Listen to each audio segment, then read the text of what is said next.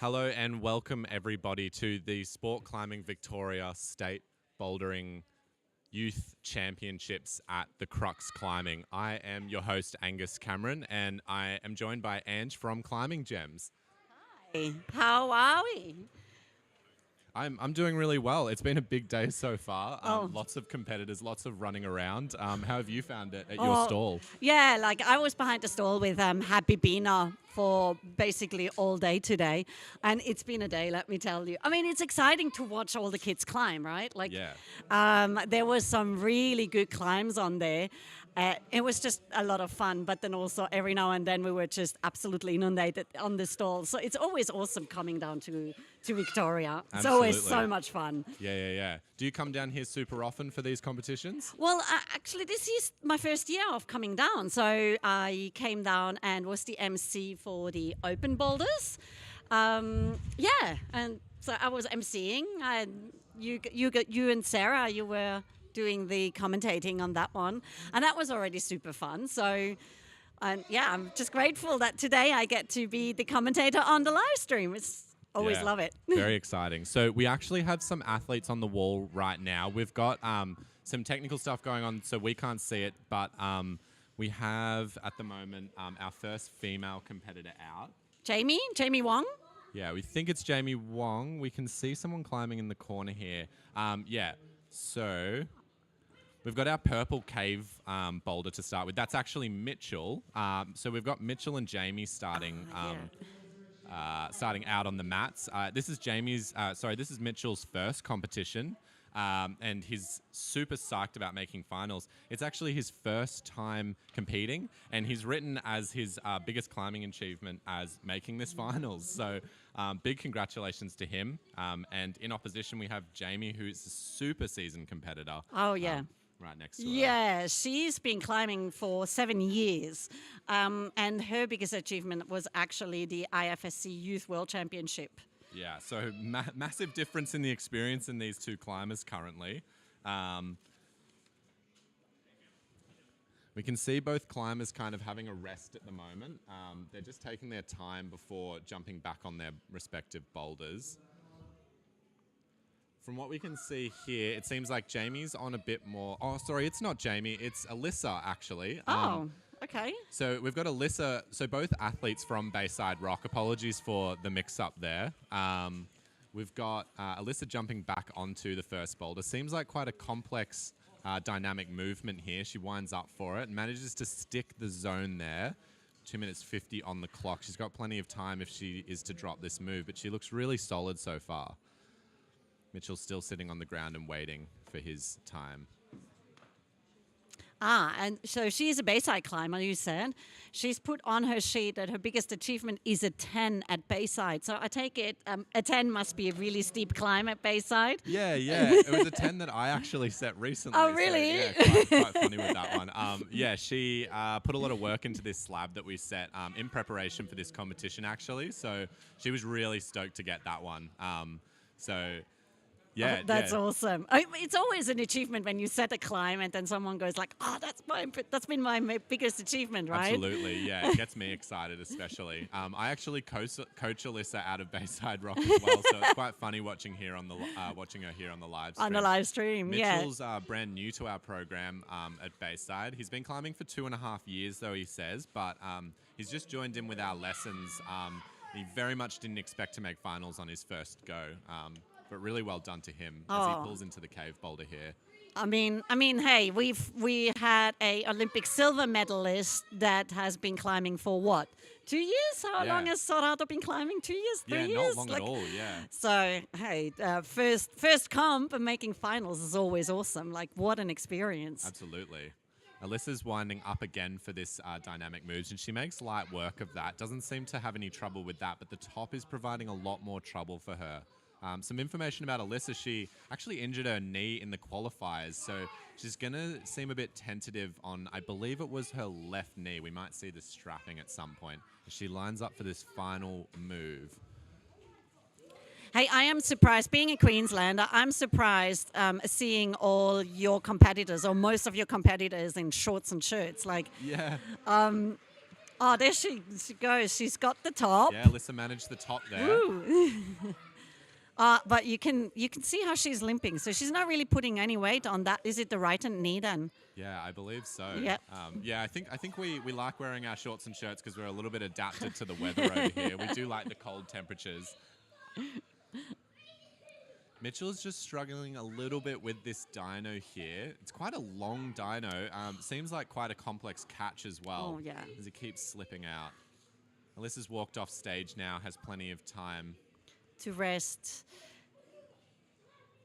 As Mitchell pulls in again, he's taking more attempts now as he's kind of running out of time. He really wants to make sure he can get a zone here at least.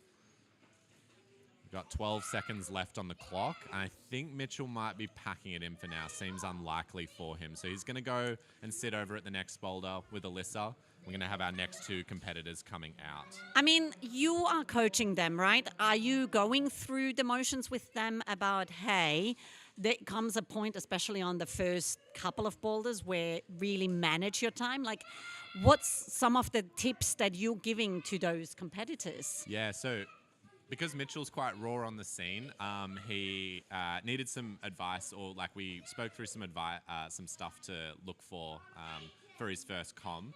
We were talking about coordination especially, and it's quite funny because the first boulder has come out, has been coordination, and it's a style he's not practiced in very often, but we said that if the coordination move is the first move, just keep trying until he feels like he can stick it, because if he's not been exposed to it, the time to learn is right now, basically.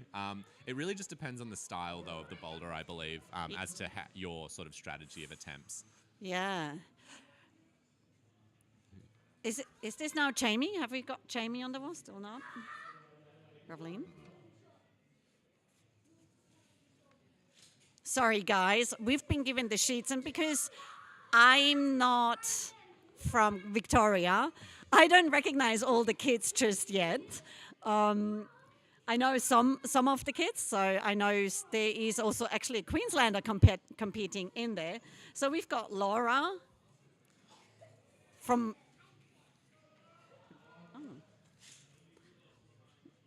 We've got Laura on the wall Laura's now. from South Australia, actually. So she's travelled all the way to Victoria to compete here in our state titles. I believe I saw her at Nationals last year. Super, super consistent competitor.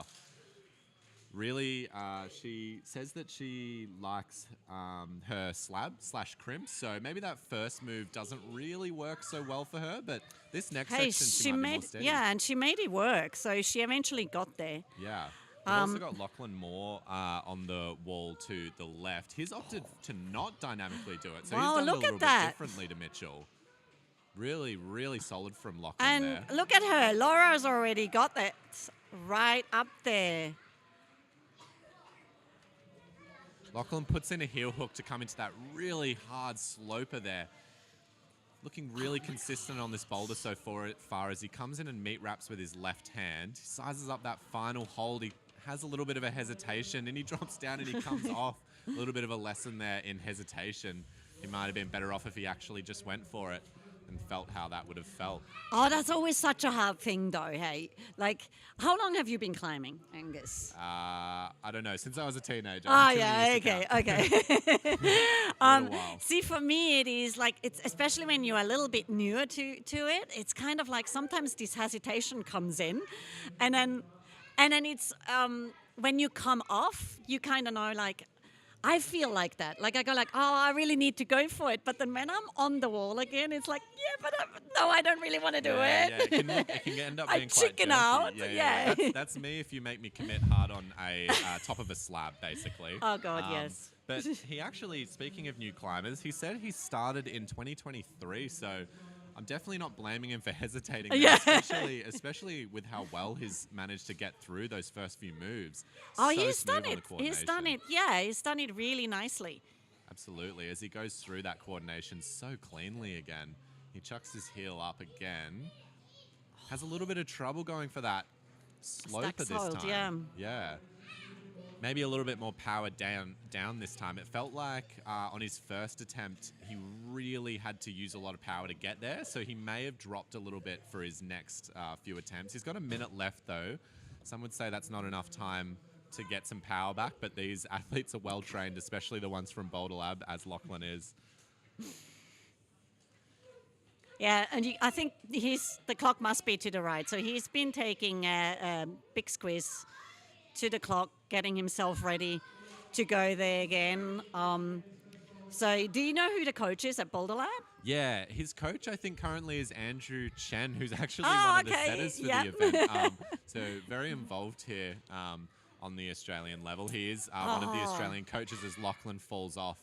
But he's done some really great work with these athletes, including Lachlan, who's only started a year ago and managed to make a finals for the state titles. So amazing stuff from him. Yeah. As he times out and walks over to the next boulder.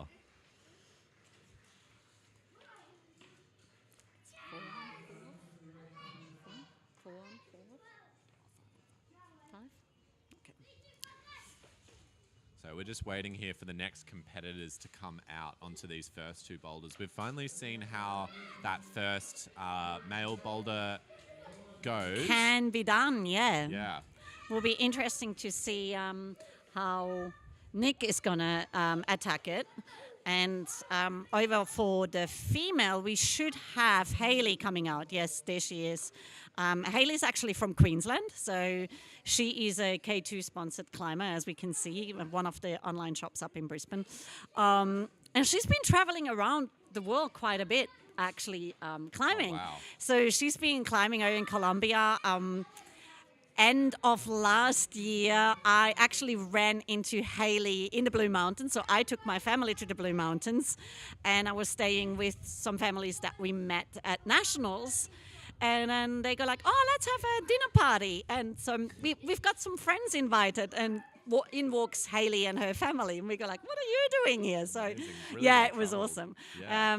And then shortly after, she traveled over to Europe. She was training in England for a little bit, and then went over and was training with Chris Sharma in one of the Wow. Sharma's training centers. Okay. So, yeah, her family's been really, supporting her journey as a climber. So yeah. Reasonable to say that we can expect big things. Well, like it's a youth B climber. It's just it's such a tough thing, right? Like as a parent, you want to be as supportive as you can be. So Absolutely. Yeah. We're getting a glimpse now as well of the second two boulders with Mitchell and Alyssa on the Bayside athletes back, trying some new boulders that we haven't seen before. So Alyssa is right in that cave now, on the purple ones. Yeah, it looks as well like Hayley is still on her first attempt. Yeah. And she's gone sort of back and forth. She really doesn't want to give up, and she really didn't like that position on that first go. She On that wants the flag. red, yeah. As Mitchell pulls into that first boulder, we might see the first move get done, and Mitchell presses into the cave. Really creative there. I wonder if that's how it was intended, as Hayley finally commits to the jump.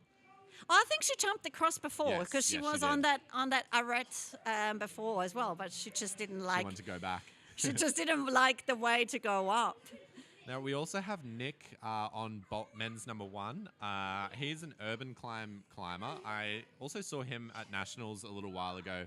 Really, really solid lead performance from him on the national stage.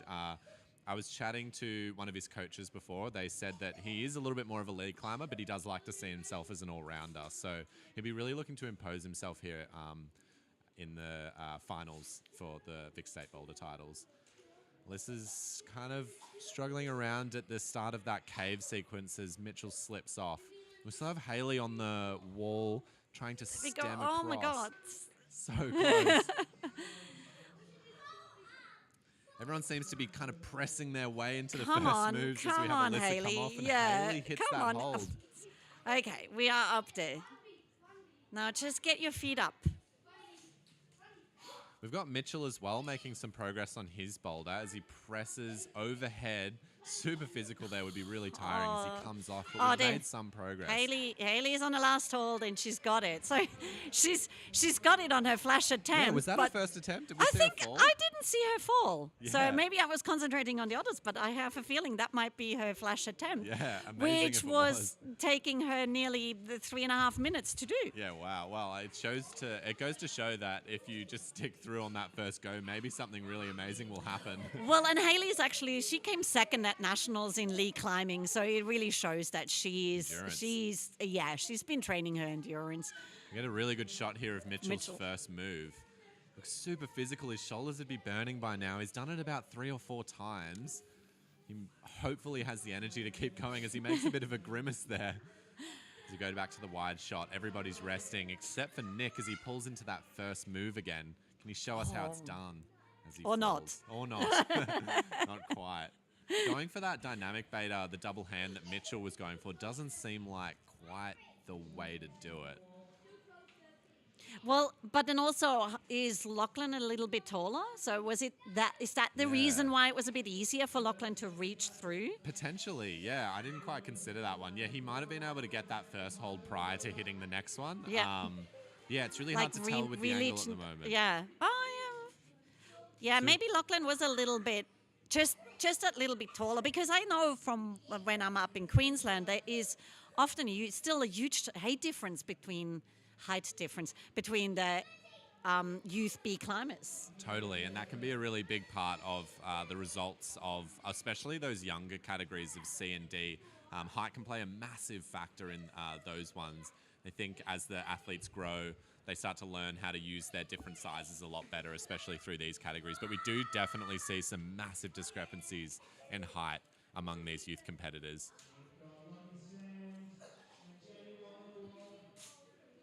So now we have Jamie out. She's going to eye off that first dynamic climb, and Lockie Sund has come out, another Boulder Lab kid. Really likes his coordination as well. I've seen him. He looks really solid on a lot of coordination moves, so I'd expect some good things from him on here, but we never know as Jamie pulls into that first move. She's the first one on the wall. Everyone else still taking their time to read the boulders. I see Jamie is a Boulder Lab kid as well. How do you reckon she's going to go on that first one? Oh, she likes that sort of style. Yeah. I don't think she's quite... she climbs at Boulder Lab Youth Squad, but she's been involved around there a little bit in the past. I think she gets a little bit of coaching off Enrico, actually, at the moment. Oh, okay. Yeah. We see Lockie more on the pressing slab here. Read it the same way as Mitchell, but he looks like he's making a little bit more progress towards that zone hold. Oh, and look at Laura trying to hold on to that one. Yeah, there we go. Jamie, easy work on that first boulder. Yeah, she's been competing for a really long time. She's super steady on these risky type boulders where it's a lot more about trust and coordination. She can just execute those things in finals circumstances a lot easier than a lot of other people. As we can see here, Lockie is making good progress on that first move, and so is the other Lockie, getting the first top of that first boulder. There we go. Amazing job by Lockie there. Here, shot off the setters, assessing how everything's going. Yeah, but that was the first top on Boulder 1 of the men. It was, and it was boys, really solidly done as well. I think second go might have been his first though. Oh, look at Laura.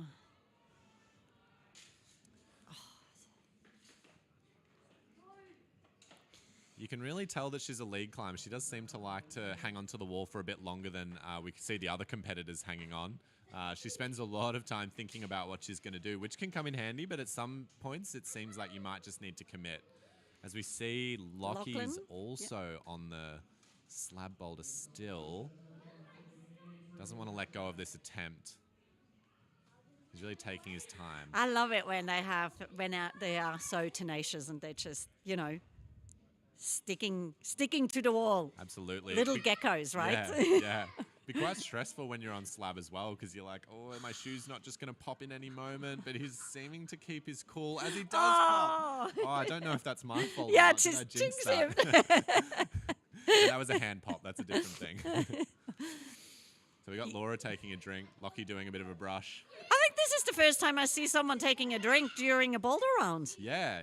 Like, it's usually like, 5 minutes. Come on. Yeah. People aren't thinking so much about their hydration levels.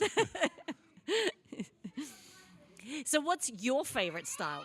My favorite style? That's a good question. I like crimps. Yeah. I like overhanging crimps, and I like overhanging slopers, I think. How do you hang on to overhanging crimps? It's A bit of mystery training, to I me. think. But I don't like taking my feet off, let's say. So I hang on by keeping my feet on. Okay. That's Yes. that's my strategy. Yeah. How about you?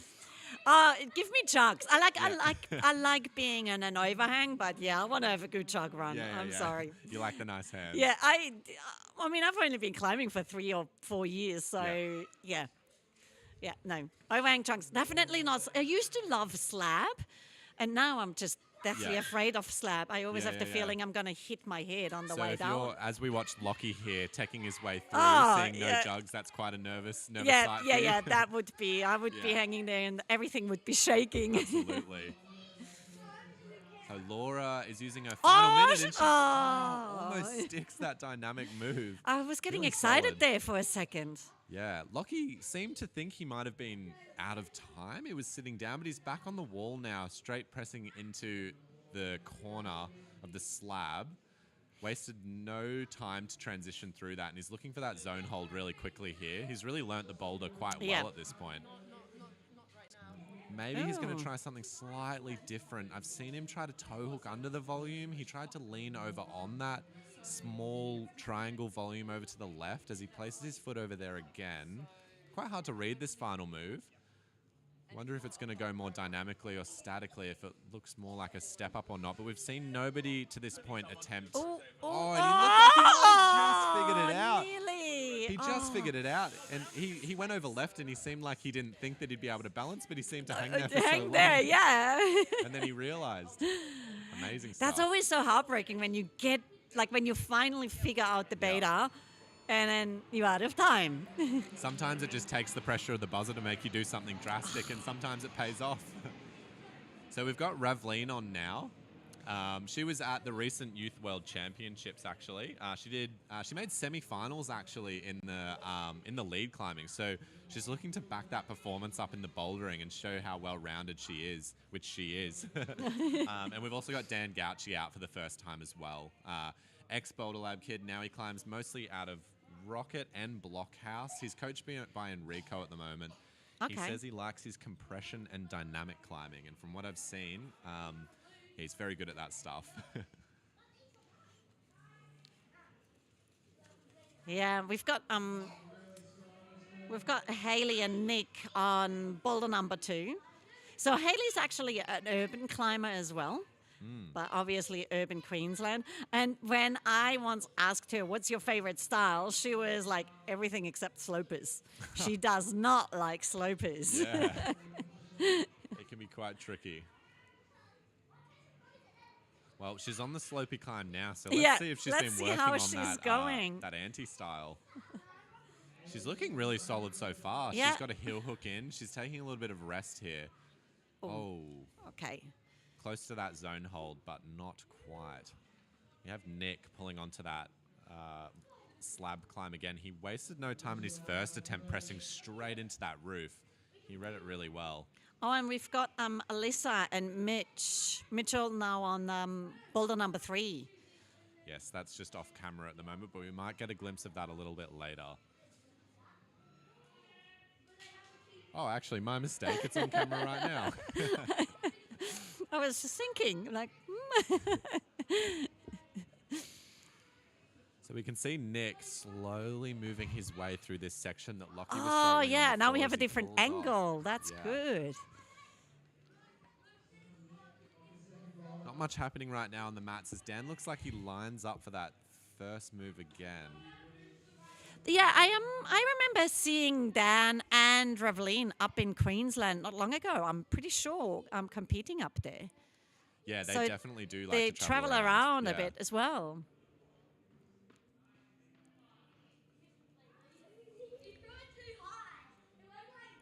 There we go. Like Hayley is solid through that first section.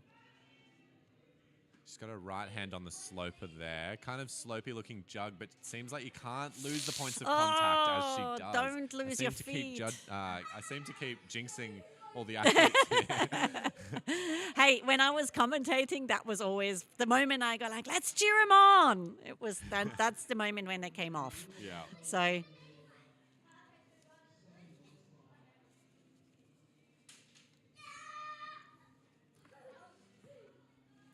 yeah, we can see Alyssa trying to figure out that third boulder with left hand up. Mitchell. Well, Mitchell squeaks his way into that Gaston there. Yeah. He's one hold off the zone. I've missed if he's scored on this one or not so far. But he seems to look quite solid here. A little bit better here than his last boulders as he slips off. We've got Nick pressing into that slab again. In fact, all three climbers on boulders 1 and 2 are looking ready to do their respective difficult moves. Nick still pressing along, using his shoulders. He doesn't want to waste too much energy here. He's got a lot of climbing to do later. As we've got Hayley back on the hold, she keeps slipping off. Yeah, Hayley is trying to figure out a different. Oh, okay, all right. She kept her foot on. Look at that. Oh, trying to get to that zone hold. Oh, and she dry fires just before moving to that zone. Quite frustrating there. Something that's not so controllable is that dry fire. As Dan slips out, he's finding it quite hard to hit this first zone on his first boulder. He says he does like dynamic moves, but this one's shown to maybe favor the taller climbers. Alyssa's made it all the way up to the top of the third boulder, and she just manages to get it. Yeah, nice. So that's 2 tops for Alyssa as she slams down holding her leg a little bit. Yeah. She's going to need to get that looked at after this comp. But so far, she's got 2 tops, so she's in provisional first place. But we've still got a lot of athletes to move through these boulders, and she's got some more boulders to work on as well. She's really limping around now, as we can see. She's got an ice pack in her other hand. Maybe the low expectations will be good for her. Who knows? So we can see the people brushing in between. I mean, none of these state comps all through Australia could be run without all those volunteers, hey? So absolutely. Big thank you to all the volunteers that always show up tirelessly. Yeah. Most are parents that completely miss out on watching their children going into qualifiers often. So, yeah, big thank you. Absolutely, yeah. And if you think you want to volunteer next time, just head over to the Instagram and you'll be informed of the next time you can volunteer. I said in my last stream and people were laughing at it, but there is free food and that is a massive And the food plus is for really me. good. It's good food. It's good food, I went guys. upstairs and filled myself up before this, and I'm still feeling full. There's plenty to go around. And not only that, it's always actually lots of fun. Absolutely. And you get the best seat off the house. Come on. Exactly.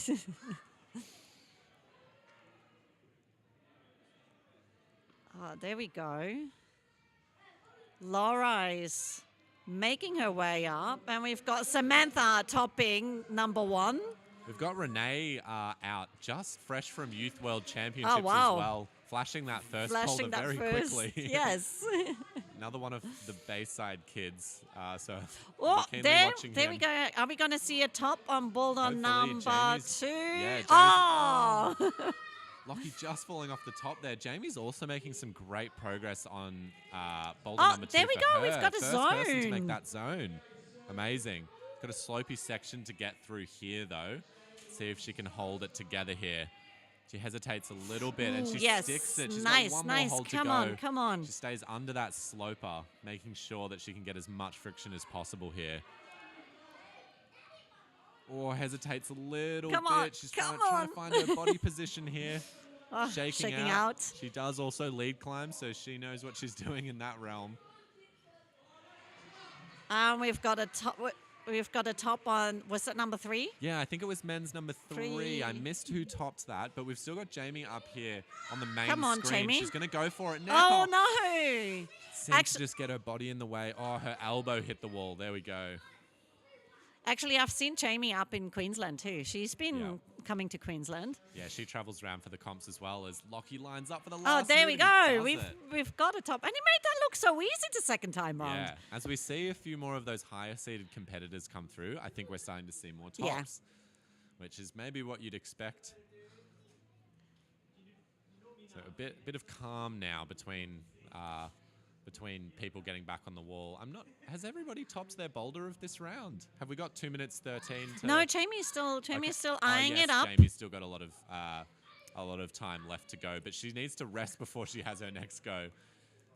Oh. As we were speaking about before with our with the attempts on different boulders, if you're doing coordination and it's the first move, it's probably good to try and do it a little bit more. But Jamie spent a lot of time on that first boulder, so she doesn't have many attempts left in her. She might even take her time all the way down to like 45 seconds or something. No, she's going to go straight away. Seems to have unlimited endurance. Well, and there's this thing as well, because you as a competitor, you're conscious of the fact this is the second boulder. I've got 2 more to go. Yeah. So eventually comes the point of, do I want to pump myself out on this one and then potentially have a worse attempt on boulders that I much easier could have gotten? Absolutely. You know, so... But when you're in the moment, sometimes you just have to go for it as well. Sometimes you're not able to hold yourself back. But she seems to be faring well on this boulder so far. She moves up to that crimp. To and that. then, Oh, the zone. And okay. that's where we might see that lack again. of You power. jinxed it. You jinxed it. That'll be the theme for today. So she's still got a minute left, but she did use a little bit more power on that attempt just there, as she lines up to have another one. It's still possible to climb these power boulders when you're feeling a little bit more tired, but she is going to have to move quite flawlessly to make sure she's as efficient as possible. Struggling a little bit more with the start here. This will be her final attempt, I believe. Jamie chucks that heel hook back in and she'll move towards that crimp. Okay. And no, she's a I little think bit out that of power. might be it. Yeah. But I would think that 5 minutes is enough to come back for the next boulder. Yeah. It is a slab, so she may not have to use as much energy on that next one. Let's hope. So we got a little bit of a break here between climbers coming out. The brushes are just cleaning off those holds to make sure the friction is better for the next competitor, as we hear the countdown going down for another 2 to come out.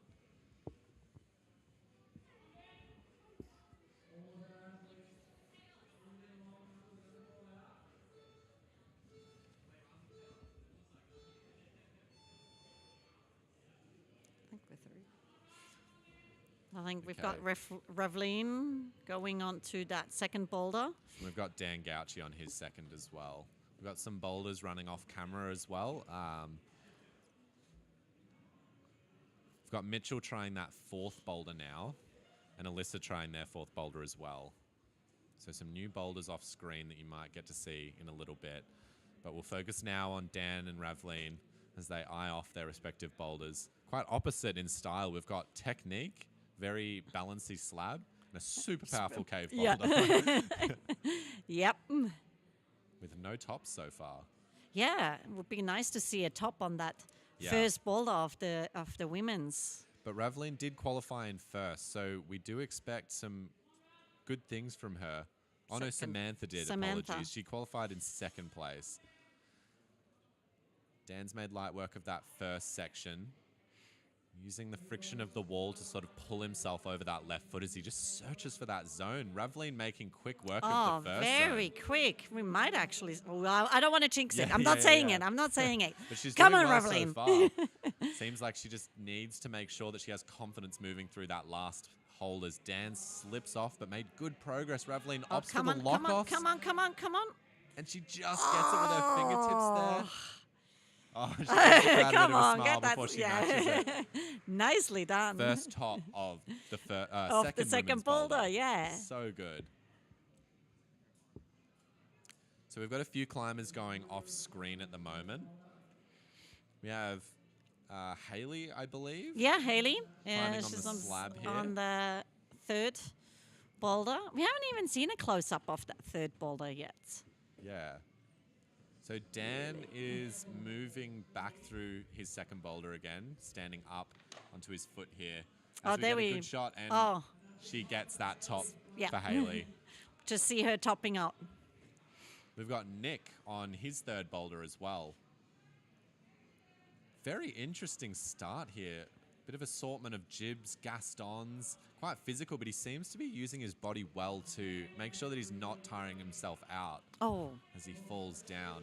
But can I just say how good those tilt volumes look, Kay? Oh, they look so cool. Well, Tilt being one of our sponsors for this competition, but I've already admired them at the last competition. They look so awesome. Yeah, so I actually asked because I kept going on about were the white streaks dual text. I didn't know. I was told that they are. So Oh, wow. very interesting, slippery So parts. you have little slippery parts in Yeah. between. Oh, okay. Pretty Like, interesting. I love seeing it. I'd love to set with it. I would not want to climb it. No. It'll be interesting to see how the setters have used those slippery parts on the volume to kind of manipulate the climber's movement. Yeah. As we see 3 climbers on the wall all at once. Alyssa pulling onto that final boulder here. She comes off, maybe a little bit fatigued there. It's definitely more her style. As her coach, I do see her enjoying that physical style a lot more than the technical and dynamic stuff. Yep. So she might enjoy this boulder, but seeming to struggle at the moment, maybe due to fatigue, as we see Dan kind of rocking over And on that slab. actually, little tidbit on the bottom left, we see that brusher with that hat on. That was Haley's dad. Oh, there we go. Hopefully he's So- not giving any tips while he's... Nah, he wouldn't. He No, wouldn't. no. Professionalism. But just one of the other parents that always, like, he's always involved. He's Yeah, always yeah. one of the volunteers. So And they're the people that we count on at SCV, making sure that the same people that come back over and over again, they're the reason that we can still operate, really. yeah, absolutely. So Alyssa's sizing up for that powerful move again. Oh. Maybe feeling a bit tired there. Dan's got 1 minute. I wonder if this will be Come his on, last attempt. come He on. might have one more if he moves quickly enough. Yeah, come on, come on. He seems to be shifting his weight over that left foot a little better, but still quite hesitant. It doesn't look so Well, good. it's and it's like you're coming. It's a slab, and you're coming around the corner. It's I Yeah. mean, Dan's going to rush straight back on that boulder because he does not have much time left, but he knows he's got enough. So he's going to try and use this attempt very wisely. Alyssa's Come on. pulled back onto her first boulder as well. last boulder. Last boulder. Last boulder. And Oh. she doesn't quite have the power You there. can see it in her face as well. I reckon she is. I mean, I don't know Alyssa, but she looks like she's in a lot yeah, of pain. She's tired. She's injured. Yeah. She's had a big day. She's done well despite all those factors with 2 tops so Oh far. yeah, absolutely. And we're going to see a timeout for Dan and Nick as well. So we've got Jamie now on the third boulder. And I believe Lockie. Lachlan, yep. Yeah. Do you call him Lockie? I keep calling them colloquial Lockie. Oh, okay. Colloquially Lockie because I think I know them personally. But yeah, Lachlan. Maybe their professional name. And we've got Laura on her last one, Yeah. just on the left-hand side. I remember Laura at Nationals. She did really well. And she was the only person to top this super crimpy physical boulder in that finals round for her category. This one looks a bit reminiscent of that. So we might see some good moves from her. Yeah, let's hope so. And we've got Renee on his Yes. attempt of the second boulder. So he's the Yeah. last one going on to that second boulder.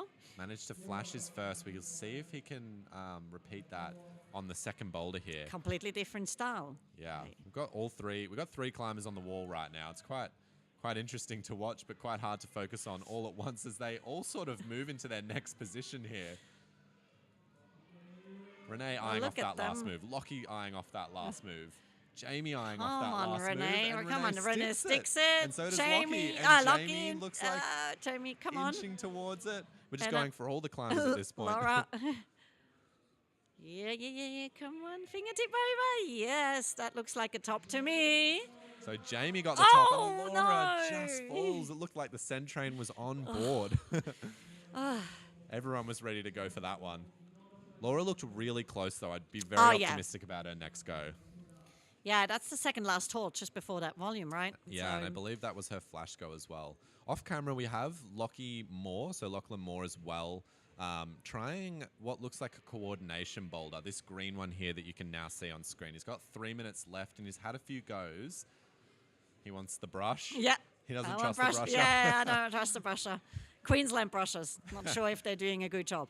Oh, they must. It's hot and sweaty over there. They need to brush well. Oh, God. It's actually so funny, you know, like we need a lot of chalk and then we need to brush a lot. Yeah, absolutely. You guys might be the best brushers of us all. We also, off screen, I can see Samantha a little bit. She is on that purple boulder, the second one in the cave.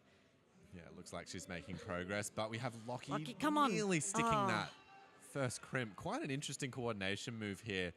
Simple step across, but the hold is really small. That means that he's got to hit that with the most precise body position he can, as we have Samantha come off that first. And we've got Laura. I think she just topped that. Yeah. That looked like a top to me. Yeah, come on. Oh, Lockie looking for that body position. As I said, small hold, so he's got a lot less room for error on this move. I think he's not really struggling with the movement towards the hold, but once he sticks it, he might be a little bit too far out to hold that from what it looks like. And sometimes it's just such an easy thing of just shifting your hip a couple of degrees to either side, right? Absolutely. But you've only got 5 minutes to do it. You've only got Yes. 5 minutes to figure it out. So on a boulder like this, Lockie's spending a lot more attempts trying this boulder. As he's just falling off that first move, he might feel a little bit more fresh here. So he really wants to learn this movement before that 5 minutes is up so he has any chance at the top. He's going to line up for it again. Or at least get that zone. Ooh, interesting. Not sure what he was quite going for there. It might have been that lower green hold potentially. Actually, that would make sense if that was the intended, because they do have a very chalked up lower green. That may be the easier way to do it. Maybe that's why he's falling off. But Lachlan is a bit of a taller climber. So maybe that's why he's going for that higher hold. Oh, yes. Change. So that's how he needs to Oh, there we stop go. that Samantha falling off. And here's the thing, you know, which is, I don't know about Victoria, but in Queensland, often it gets questioned like, oh, did he not get the zone because he had his hands on the zone? But just because you touch the zone doesn't mean you actually get the zone. Yes. So one of my best friends, she's the head judge often at the Queensland ones, and she makes it actually very good point. She goes like, you need to use it to move towards the next hold. You don't need to get the next hold, but you need to use it to move. So we could see Lachlan going for it and getting his hands on it, but actually not using it. So yes, just like in this moment, still hasn't used it, which sometimes is so frustrating, right? He'll be looking for that zone as soon as he possibly can, but he's running out of time. Yeah, there's the timer.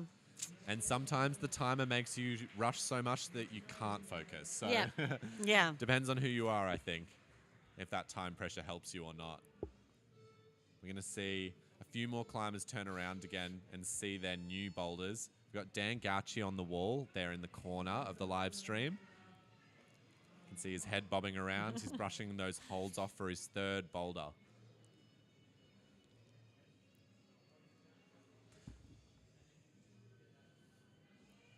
Currently nothing happening off screen as well.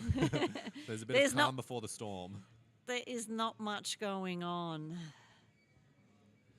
Okay. There we go. Nick now lining up for that first move. Oh, he nearly got it. Almost a flash for that first move for Nick. Really impressive stuff. I think Hayley is on her last boulder. Yeah. Last opportunity to score some points. Yeah. Both Hayley and Nick lining up for that first move. Ravleen is on the weird slabby climb. The yellow off in the right. Oh, yes. Yes. She's moving quite slow. Seems like a bit of a theme in her movement. I like how you just described it as a weird slabby climb. Yeah, it's a bit of compression. It's almost a little bit of off-foot thing. Like they're kind of pressing their way in that corner, and then they're having to turn it into a little bit more of a lay-backy style climb. So I certainly wouldn't call it slab. How are you with your off with? Do you enjoy him? I've never done off with Oh, before. really? Yeah, no. Don't ever ask me for off with the I advice was in just coaching. not long ago. I was stuck in a chimney, in an off with chimney, and yeah, I was not enjoying it. No, it seems really scary. That's why I've shied away from it. It- I always think like when you're in an off, like the ones that you can like put your body into, right? What happens if you fall? That was the only thing that was going through my mind yeah. the whole time, right?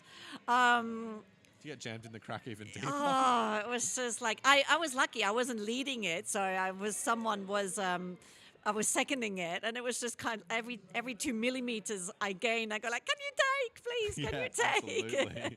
I'd be the same. It was a lot of type 2 fun. Afterwards, it was like, yeah, that was fun, but while I was in it, I was not enjoying it. Yeah. Oh, it just nearly slipped off there, Hayley. Come on. Oh, she sticks that next move. So she's nicely got the zone done. Here. I've missed if she's already hit that zone before. I don't but think that's so. a definite zone. I don't yeah. think so. This Look move at looks the- very powerful, though. It seemed to Jeez, spit off a few other flexibility. climbers. Yeah, come on. Oh, come on. Hayley really Oh, just inching towards the hole. Oh. She looked really close there. Seemed like she might have stuck it if she just leaned back a little bit more into that crimp. I just want to say my hips are hurting just watching her. Absolutely. Yeah, I can't do that. Whoa. Oh, We just- nearly had Nick hit that That dino green we one, haven't seen yes. done yet. Yeah. I mean, they still have plenty of time. There's still 2 minutes on the clock. So, in saying that, they are going to take their time now. I think all the athletes are Oh, and here we've hanging got- out for a bit of a rest.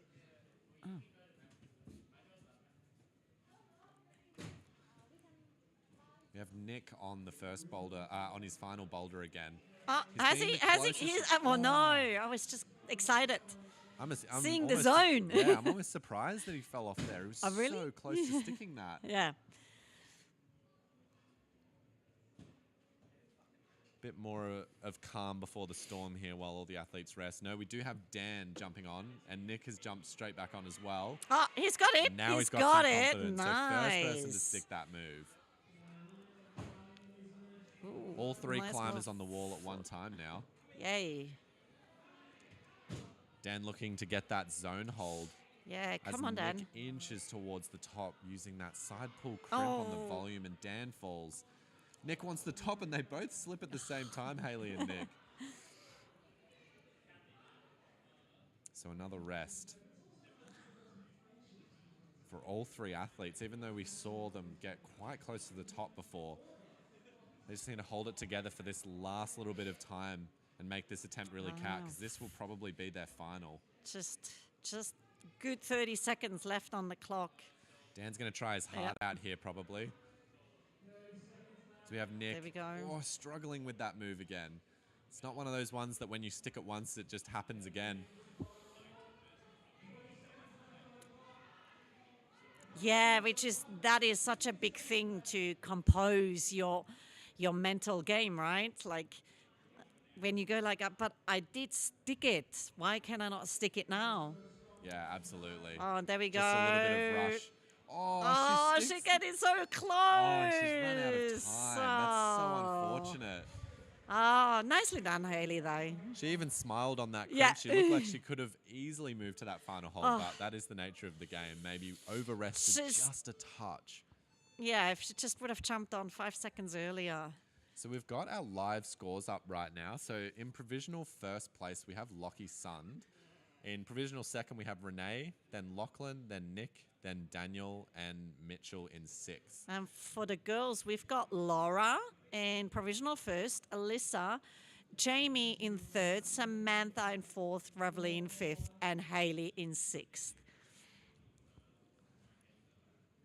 So obviously, a lot of these athletes haven't tried all the boulders yet. We've got Alyssa has tried all of them so far.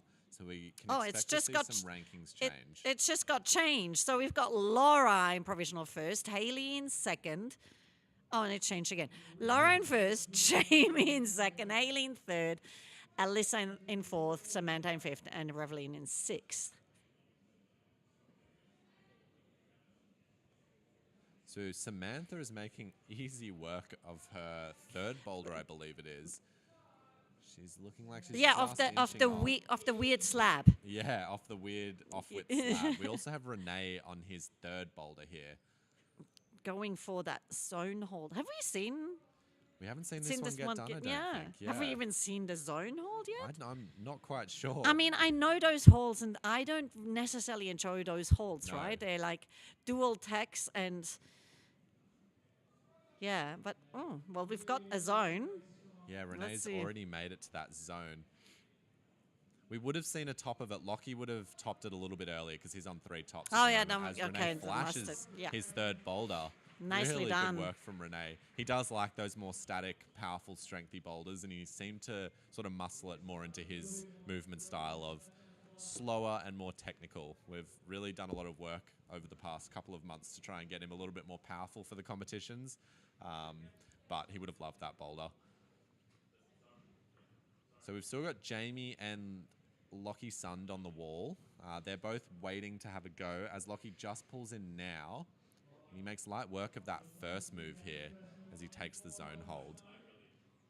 He's going to start to inch his way up the wall now using some smaller footholds here to inch his way towards that top. But we did see a slip on that final move a little while ago. So I'm hoping that Lockie can compose himself and keep his feet here. Come on. Really hard Ooh, gas on into that final hold. Foot swap. He's really fighting come for on, it come here, on, and he come on. just Yeah, gets nice. He was shaking on that final hold there. He was trying so hard. So that is 4 tops for Lockie. So Nicely done. He's guaranteed a silver medal. Guaranteed. It's whether he's going to get a silver or a gold that is the real question. We've got Jamie moving into that crimp here. Yeah, come on, Jamie. Moves in with her other hand. Yeah, yeah. She takes there we go. the top Come hold on, with her come thumb. on. Oh, no. And she slips off. So maybe that final move so is it's not a little as bit. easy. It seems like she's tried to shift over to the right hand side there. Yeah. It looks like it's not as easy as we may What have we thought actually that final. thought, yeah. So we may have not seen a top a little bit earlier when Hayley was up there. Yeah. Because it is a little bit harder than we thought, but still devastated for her for timing out on that one. It's quite a frustrating thing to deal with. So we just got Jamie relaxing before trying Come on. her final boulder. One so more go. Come on. if it was your last boulder of the round, how hard do you think you would try, Ange? Oh my God, I'd be going all out. Yeah. Go like, yeah, I can fall down and sleep after. Absolutely, absolutely. I'd give it everything I can. But on the other side, if I know I'm really, really close and I just need to, I have 1 minute left, I go like, okay, I'll start at the minute. Yeah, it's more about maybe focus than just trying harder. Yeah, because and it can be that it just takes a lot of strength to hold that with shifting the weight over. So you might want to have that little rest. So Totally. come on, Jamie. She's Come taken on. as I much want to rest see as a she top. probably I want to could have see a done. top. So do I. Come on. She's come the closest so far. She gets that high foot and shimmies her way up the wall back to that crimp. She'll be feeling a little bit pumped here. Maybe she'll correct her mistake from her last fall. Oh, okay. We only just saw that in the corner of the screen. So that's it for 10 Jamie for this 10 comp. seconds, yeah. With 10 seconds, it will not be enough time for her to get on top of that final boulder.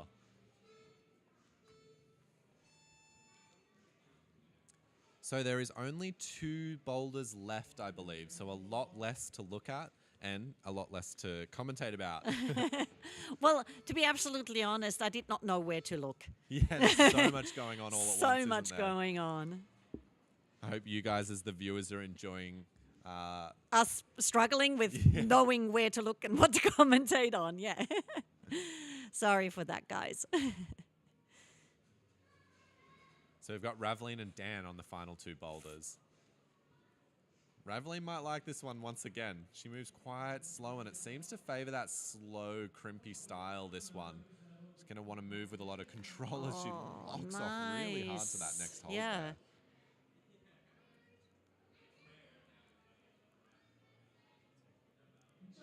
She's got that zone on her first go, so she's cleanly moving Yeah, through here. she's moving very nicely. Look at that. She really likes to use her time to make sure that she can be stable on every position here as Oh, she look moves at into that that. final hold. She a little is bit not- differently to everyone else. Yeah, I think she's trying to get like a toe hook in. Oh no, swapping feet. All right. Oh, And that look is a at top that. from Ravleen. Nice. A flash. Nicely done. After watching all the other athletes struggle on that one, Ravleen just made light work of that. Easy work. Remember when I said I liked crimps on an overhang? I think that is how I... Keeping the feet on the whole time, going nice and slow. Yeah. We see Dan sort of struggling with that first coordination move here. Slipping right off. It's hard to tell how bad those holds are, but judging by the level of these competitors and how like far away they look sometimes, I'm pretty sure those holds are not very good. Yeah, I'm kind of itching. I want to go and give them a try. I know they're going to come down just before I even get up from my seat, right? But I always go like, yeah, I want to give them a try. I'm sure I can, at least get established. And then I'm standing there and going, yeah, no. No, this would not happen. Nope. Yeah, I'm going to assume that crimp's quite bad. Oh, yeah.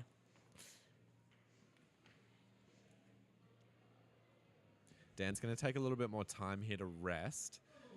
I think also when you rapid fire, even if it doesn't physically drain you, I find if you go and go and go and go and go. It's just a mental drain? Yes. Yeah. You're a bit mentally drained and you also just can't focus properly. And if you can't focus, you're not going to put in your best attempt. Yeah. So he's taking his time here. He's got the brush to brush it up. He might be more focused here. He did look a little bit closer on that go. He kind of stuck the right hand and slowed him down a little bit, but still a bit further than he would have liked. As he pulls in again, not seeming to find that control that he would want. He's going to rapid fire it. I think he's going to try and learn the move a bit more here. Needs to really reflect on his attempts each time if he's going to get any closer to this boulder. Seems to be a bit of a movement challenge for him at the moment. Little information about Dan. He's been competing for a really long time. He's made quite a few podiums at state events. He's been to nationals quite a few times. He's quite seasoned in the competition climbing scene, as that nearly showed there, and he nearly stuck that hold there. He likes dynamic moves, so this definitely fits within his style. As he slips off again. Bear with me here while I pull out Dan's information sheet. He's chewing gum. Oh, He's really? He's just like very relaxed. very relaxed. Well, or maybe that's just what he's doing with his jaw, but it looks like he's chewing gum. He actually has come first in the state boulder titles in 2022, which would have been his first year in Youth B, which is very impressive. Oh, wow. To be winning on that bottom side Yeah. category. He's now in that older bracket for this Youth B side, so he'll be looking to do really well here. So far, these dynamic moves have really proven a challenge for him. Yeah, Daniel has said that his favorite hobby outside of climbing is playing Fortnite with Lockie's son, who is the other competitor who is in provisional first position right now. Oh my God. So my 11-year-old son loves Fortnite. I have a feeling I'm not going to be able to get away from Fortnite anytime soon if these boys are still playing it. Yeah. Wonder if it's more of a rivalry between those two or more just of a friendly competition. I don't know, maybe it's a friendly competition in Fortnite, but then It gets absolute serious. rivalry. Climbing Yeah. Absolutely, that's what I would assume. He's written he likes pizza. I think that he likes souvlaki's and he likes burgers in his fun facts about himself. So he's a bit of a foodie, as he just times out here, unfortunately. Proving a little bit difficult, that coordination move, as we'll see our final two competitors get on our final Samantha two and boulders. Renee. Yeah. What do you know about Samantha and Renee? I think I've seen Samantha in the national competition before, so I'm assuming she's been competing for a long time. Actually, she's only been climbing for 5 years, it says There you here. go. So, I mean, like, how old are youth B kids? Up to 16, I believe. 16. So, yeah, Renee is 15. No, 14. Oh, 14, They're yeah. 14. So, 5 years. 9 years old. Started at around 9 years old. Yeah. Yeah. So Renee's been climbing for roughly 2.5 years now. So his progression has been really, really fast, already making that world's level. If he flashes this boulder, he will take the win. And I believe if Samantha does her boulder, she will take the win as She well. will take the win as well, yeah. So Renee's going to really focus here as we see him line up for that first move. Yeah, come on. Ooh, Oh, he nearly stuck it with the volume. I was like thinking halfway through, where Yeah. should I put my hand? Got quite close there, though. Oh. I want to see how Samantha is doing. So she's off the wall. Chalking up. It's actually interesting. Samantha came first at the Queensland Boulder state title, so in Queensland back in 2023. So two really good competitors. Yeah, on the I wall. wonder, like the Queensland Boulder state titles are coming up in 2 weeks, I think. So I wonder whether she's going to come up for that one. So When are we Renee's- going to see it again? Renee's just stuck that first move as well. On a second go. Yeah. So Oh, it's all going to come down to attempts here between Lockie and Renee, if Renee can get this top. yeah, come on. But if come he on. can't, it's Lockie's win. So he's come into this Gaston here. Decides to opt for a toe hook as he matches that final hold. Nice. And we'll have to see the results here, but that is a guaranteed second place. And Samantha is making her way up the wall as well. Let's see how she's going to go with that. Oh. Yeah, we've Just seen coming off. and we've seen actually quite creative ways of them trying to get that top. So quite Totally. different attempts. I've just realized that Ravleen is going to be quite close in score to Samantha. So I believe it's going to be out of Samantha or Ravleen for that win. As we've seen Renee top that boulder. We know it's out of Lockie Sund and Renee to take the win for the boys. But we might see some results up on screen soon.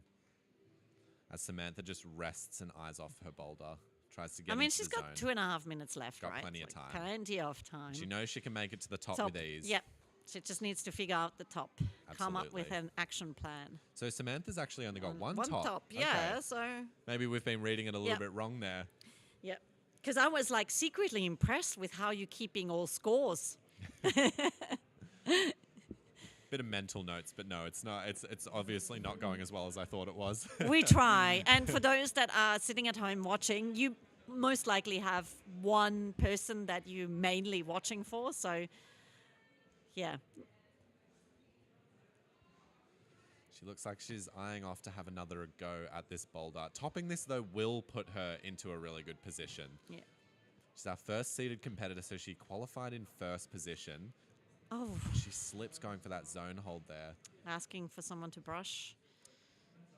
Yeah, a little bit out of her control with that slip, but often slips can still happen out of nerve. So a lot of the time we blame our slipping and stuff just on our shoes and our fingers popping off holds. But sometimes if you're rushing, that's what can cause some slips. And I definitely did notice she was quite fast on the boulder here. Yeah. See if she can slow it down a little bit and focus on her feet. She's Yeah, looking a little bit no, more tired though. she's- Yeah. It's like in comparison to, oh, look, Samantha's score just changed. So you may not have been that wrong. Yes. She's got 2 tops. Okay, brilliant. But she does look, in comparison to how Ravleen did it, she does look like she's just a little bit more rushed. Again, I do not know Samantha. I've not really, even though she obviously was in Queensland. And I actually commentated that one. So, And she won that one? oh, and she apparently won that one. And I was the co-commentator with Jason last year at the Youth Boulder titles. So, This is going to but be yeah, her final so- attempt on this boulder. yeah. She slips down. She might just be out of power, but she may as well just give it another dig because it is her last boulder. And you never know what could happen. She's got 15 seconds. She's going to have to speed climb up yeah. here. I don't Yeah, think that's no. going to happen, but I think you saw that in her face as well when Yeah. she slipped off again. if it's her final boulder, you may as well just go for Yeah. it. But you're very Have unlikely when fun. you've got 15 seconds to go. But this is it. So we've got the first round done. We've got Youth B out of the Yep. way. We've got Youth A and Juniors coming in later tonight. And We've got some scores up on the screens, but that's not the scores because that's Youth A, that's not Youth B scores. So as the setters are set for the new boulders, we're going to take a little break here and we will be back for the podiums a little bit later. So we'll sign off for now and we'll speak to you a little bit later. Yes.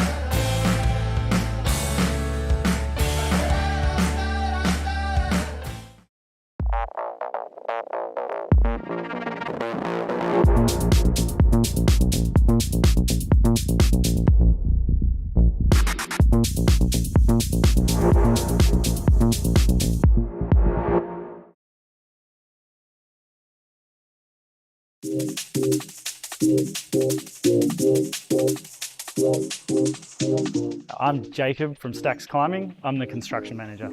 Stax Climbing is a construction company. Basically, we encompass all things climbing. We do holds, volumes, climbing walls, matting systems. We build 3 to 5 facilities in a year.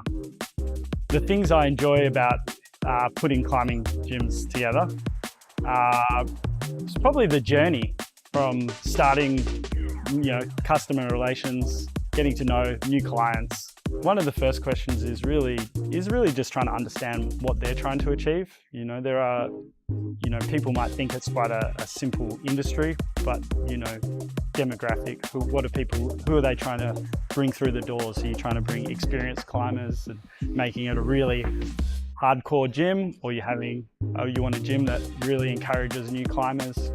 There is 2 ends of the spectrum. So they're probably one of the first things that we try to ascertain, alongside key design features, indoor or outdoor, that they would like to bring into their new facility. And we, try and go through that journey and try and make their vision real, going through every aspect of what a client likes and using our experience as a wall manufacturer builder, and really working through that journey with our clients it's I guess I'm in a special position where I get to see it from the very grassroots stage all the way to a finished facility.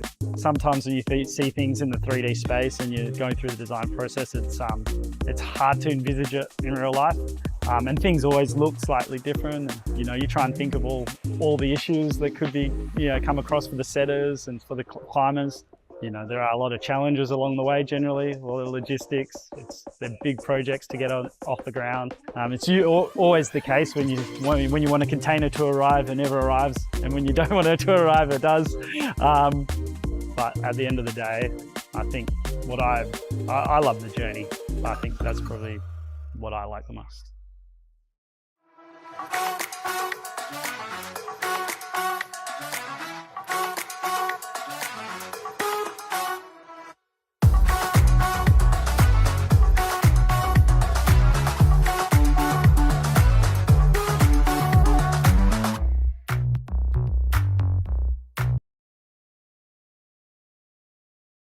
Hi, my name is Matt Reus and I'm an owner and director here at the Crux Climbing, located in Coburg North. I've been part of the Crux for almost 3 to 4 years now, and my mission is to bring a bit of a climbing perspective to this adventure. So the business was essentially kind of unknown at the start. It was very much creating a brand out of the ashes of the post-COVID era.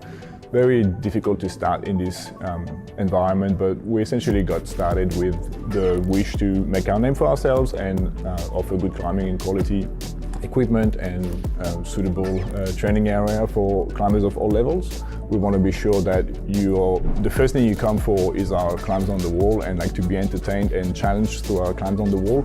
But for the most advanced of our climbers and some of our customers that come from further away, they want to be sure they have some depth to their practice. If someone wants to train for outdoor lead climbing, for example, the spray wall is an excellent tool for that. If someone wants to train for intense power and finger training and resistance climbing, like a tool like the grasshopper where you can adjust the angle of your climbing, then it is an excellent tool for that as well. And so now we can essentially host climbers from the beginner level up to their expert and advanced level, all the way through their experience outside if they're outdoor climbers.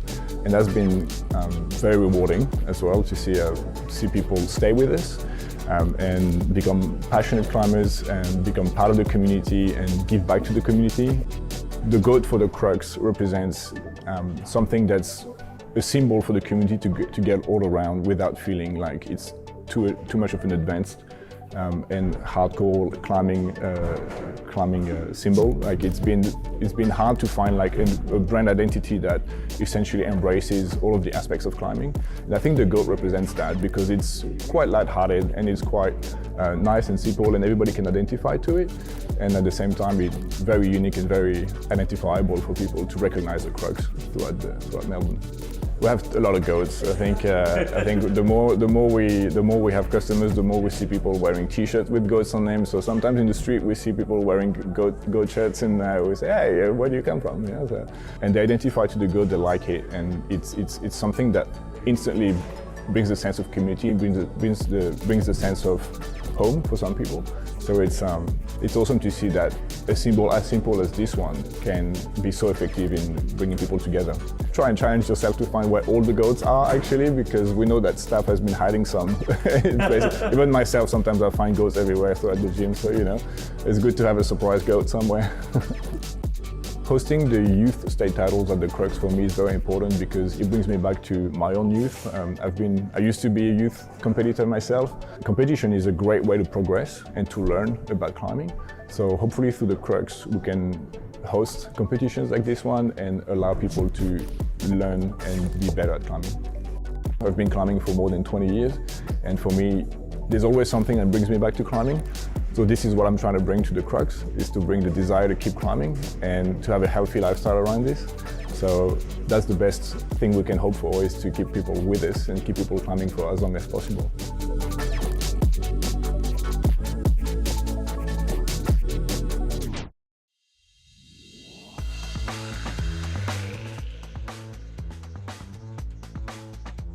Been volunteering for the last 6 years. I've been volunteering for about 10 years, so there's lots of roles I've had. I tend to volunteer as a role of a judge or just any other roles that need to be done. Yeah, so generally first aid and physiotherapy, otherwise sometimes general dog sporting. I've done a bit of ISO stewarding, looking after the kids before they go into their final climbs, making sure that they've got everything they need. Seeing kids at their first comp and they're so excited and like nervous, but and they're also supportive of each other. It's really nice to see. I started off just being around and being an usher, helping with timing, being assistant judge, but now, yeah, belaying's my favourite role. We need the volunteers to kind of just be seamlessly float in and out and help us execute it as best as possible. Just, getting used to that comp vibe and settling in and doing your job well. Whether it's a timer or just a isolation manager, whatever it happens to be, I'll be there just to help out and make sure everything goes smoothly. Judging at a climbing competition is a learning curve, but there's excellent resources to help, and also help with other volunteers that are more experienced than you in most cases. As an athlete, it teaches me the things that I should be looking out for myself when I'm actually competing. Oh, it's such an exciting day. Yeah, turning up and meeting all the new people, finding out your role and where you're going to be. Dean will run around, bring snacks to you. That's fantastic. Usually there's a bit of like social catch up with all your friends that you see at these competitions. The things I enjoy most about volunteering it's probably the people that you get to meet. I enjoy that there's that whole social community around the volunteering part. I love the friendships that I've got from volunteering. I've got some friends that I've had for over 10 years now. I just enjoy being in the thick of it, I guess. Like the comps are so much fun, and just the vibe and the enthusiasm, and yeah, just feeling like you're a part of something. You know, and you meet coaches, you meet route setters, you meet a huge cross-section of an industry that is still growing. And I love that we can take this to another level, so you can do your state volunteering, but you can go right through the IFSC on that World Cup level, which would be amazing. All the events I've done have been like really excellent experiences. It's a way that I can really contribute with my skill set, so I can give back to the community and use my skills to the best of my ability. I think the big thing for me when it comes to volunteering is giving back to the sport that gives me so much.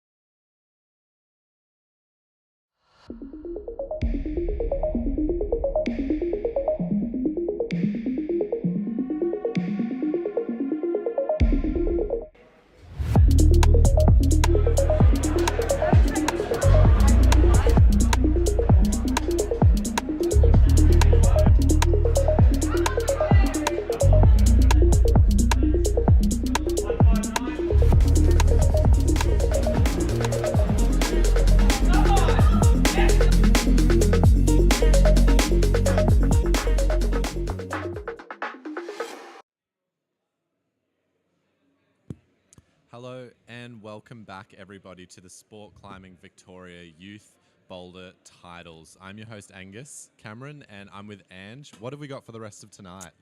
Hey, Angus. Yes, so we've got Youth A coming up. And then with a very tiny break of 5 minutes, immediately the juniors. I believe they're climbing the same boulders, aren't they? Yeah, I think the 5-minute break is so that they can maybe do some tweaks if they find anything weird after the Youth A selection. The 5-minute break I think is just for a bit of tweaking, but we'll be commentating right over the entire stream from now on. Fantastic. But at least we have a 5-minute break where we can just look at each other rather than trying to look at 4 different screens. Absolutely. So what did we see in the Bs? It was quite an exciting event. Lots going on, obviously. Hey, and what I noticed was the Bs, there was... I believe there was 3 Victorian girls and the other 3 girls were out-of-state girls. So yeah, it was quite interesting like that. I spoke to Alyssa after her competition, and I didn't realize that she was guaranteed 3rd position just by being in finals. So for her, the finals was just kind of a bit of a victory. Oh, really?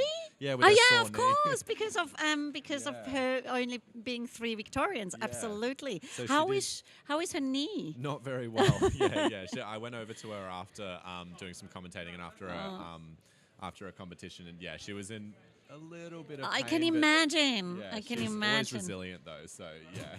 I had a very brief chat with one of the Lockies. I know there was 2 Lachlan's. I'm not quite sure which one. I'm sorry to say. Yeah. I had a little bit of a chat with him afterwards because he came back to the stall. Yeah. He won one of my vouchers. So I had a little bit of a chat with him. That would be. Yeah. Okay.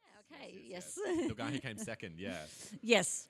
But it was a great round. Like it's awesome being here and seeing these kids compete. It's just next level what they can do. Hey, like you are one of their coaches. Do they outclimb you regularly?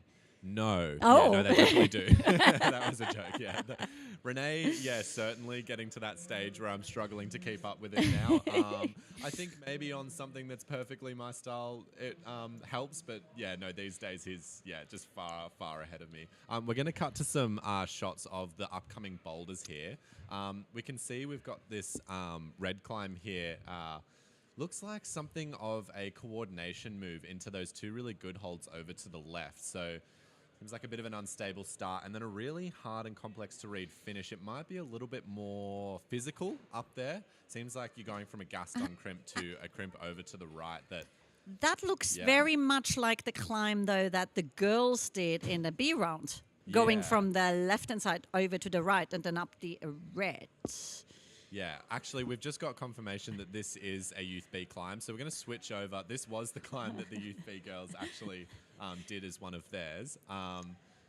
So as kind of, I guess we can take this as a little bit of a replay from what we saw in the last round. We had this like dynamic move into like a very physical top. We saw a few tops on that one, I believe. That was the first boulder of the round, I'm pretty sure. Yes, that was the first boulder of the round. Yeah. Awesome. Yeah. We also have this little shot here of one of the men's boulders from that previous round, set as. Yeah, with my favorite volumes. I like those tilt volumes. That you confirmed. There are some of them are like the dual tacks. Yeah. They look a little bit slippery over the sides there, but these were the B climbs that we've got going on. But see if you can read them for yourself. We had some competitors top all 4, so. If you think you can do these at home and you're in that age bracket, then maybe it's time for you to sign up for the next competition. But absolutely. Here we have some of the climbs that are coming up. So very similar styles. The setters like to save a little bit of time sort of tweaking them and making sure that they're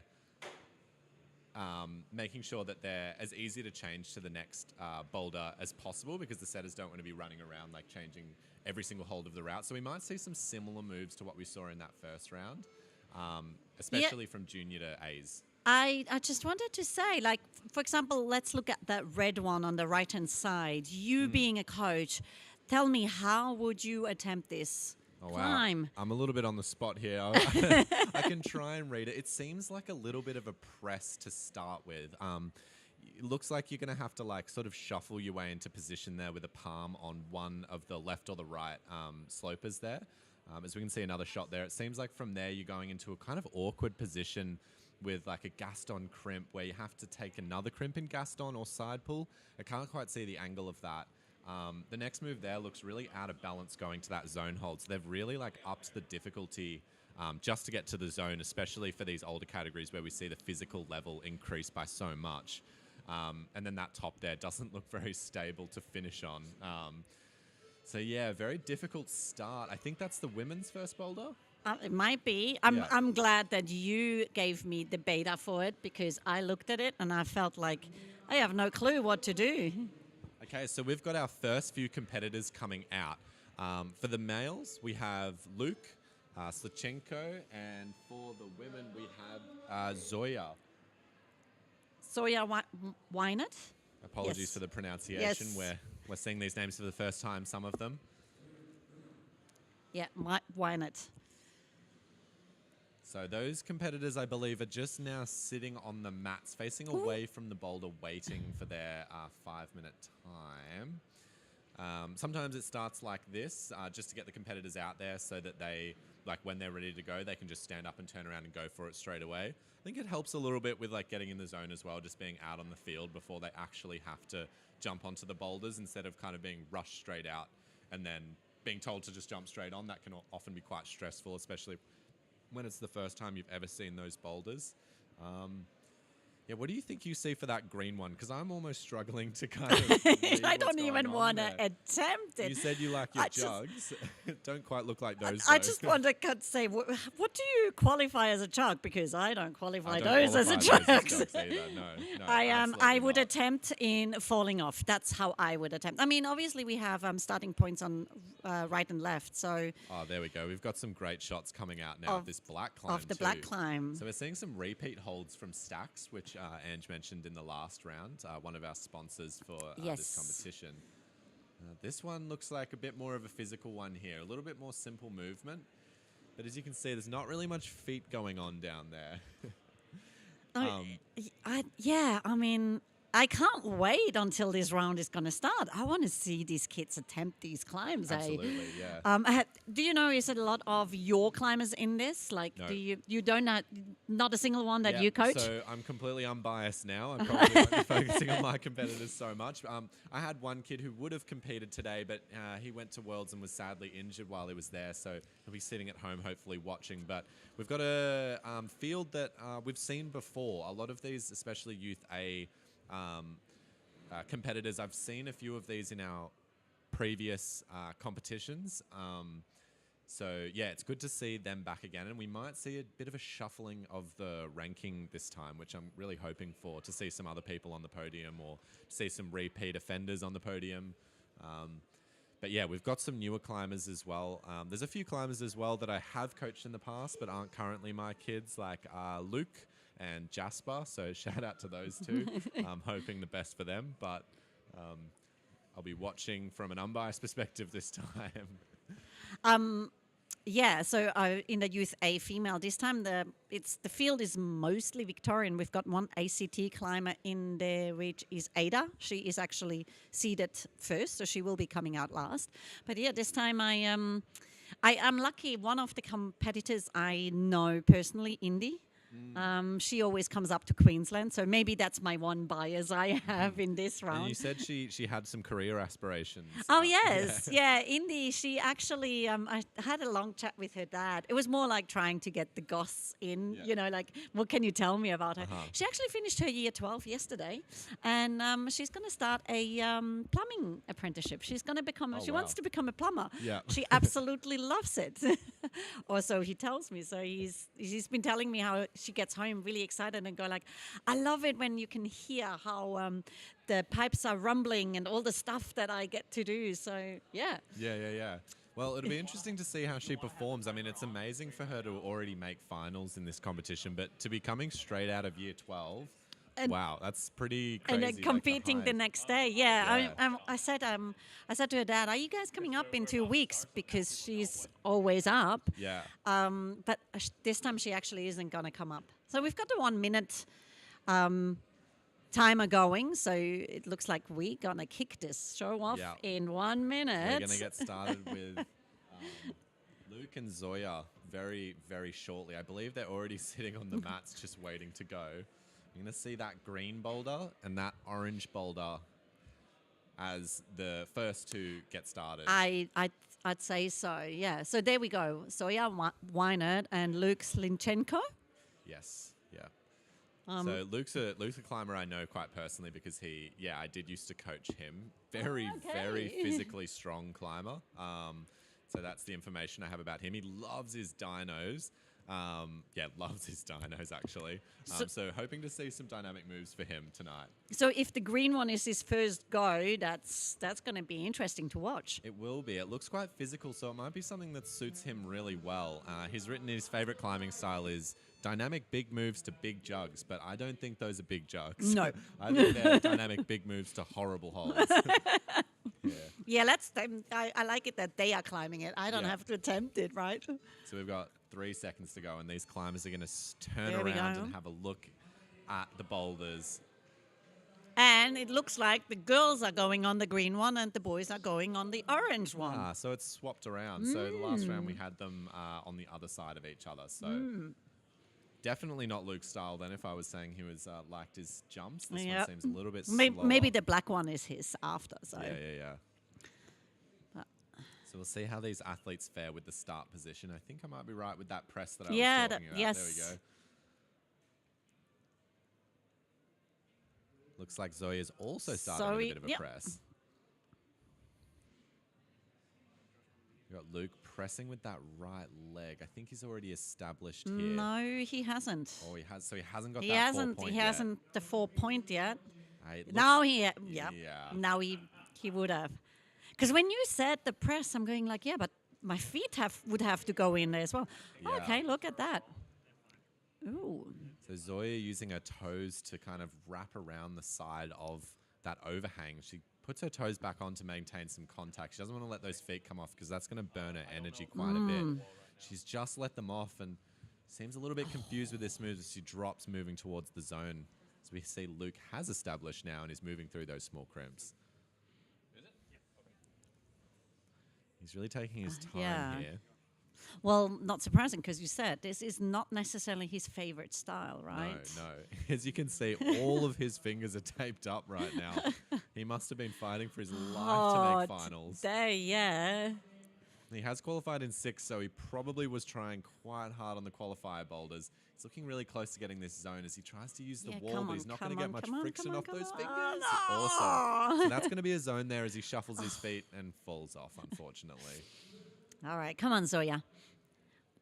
So right now it's just nice and relaxed for us to commentate on this. It is going to pick up as soon as we've got like 6 climbers out. We've got some practice now, though, so maybe we can spread our eyes and look at multiple things at once, hopefully. We'll see what happens. Both climbers off the wall at the moment, just taking a little bit of a break as Luke starts to eye it up. I'm curious to see how he did the... Okay. So, there's your 4 point start. Okay. Oh, very interesting from Luke. Quite an artistic position there. The flexibility, hey? Yeah. Full crimping that left hand. With all the tape he's got. Yeah.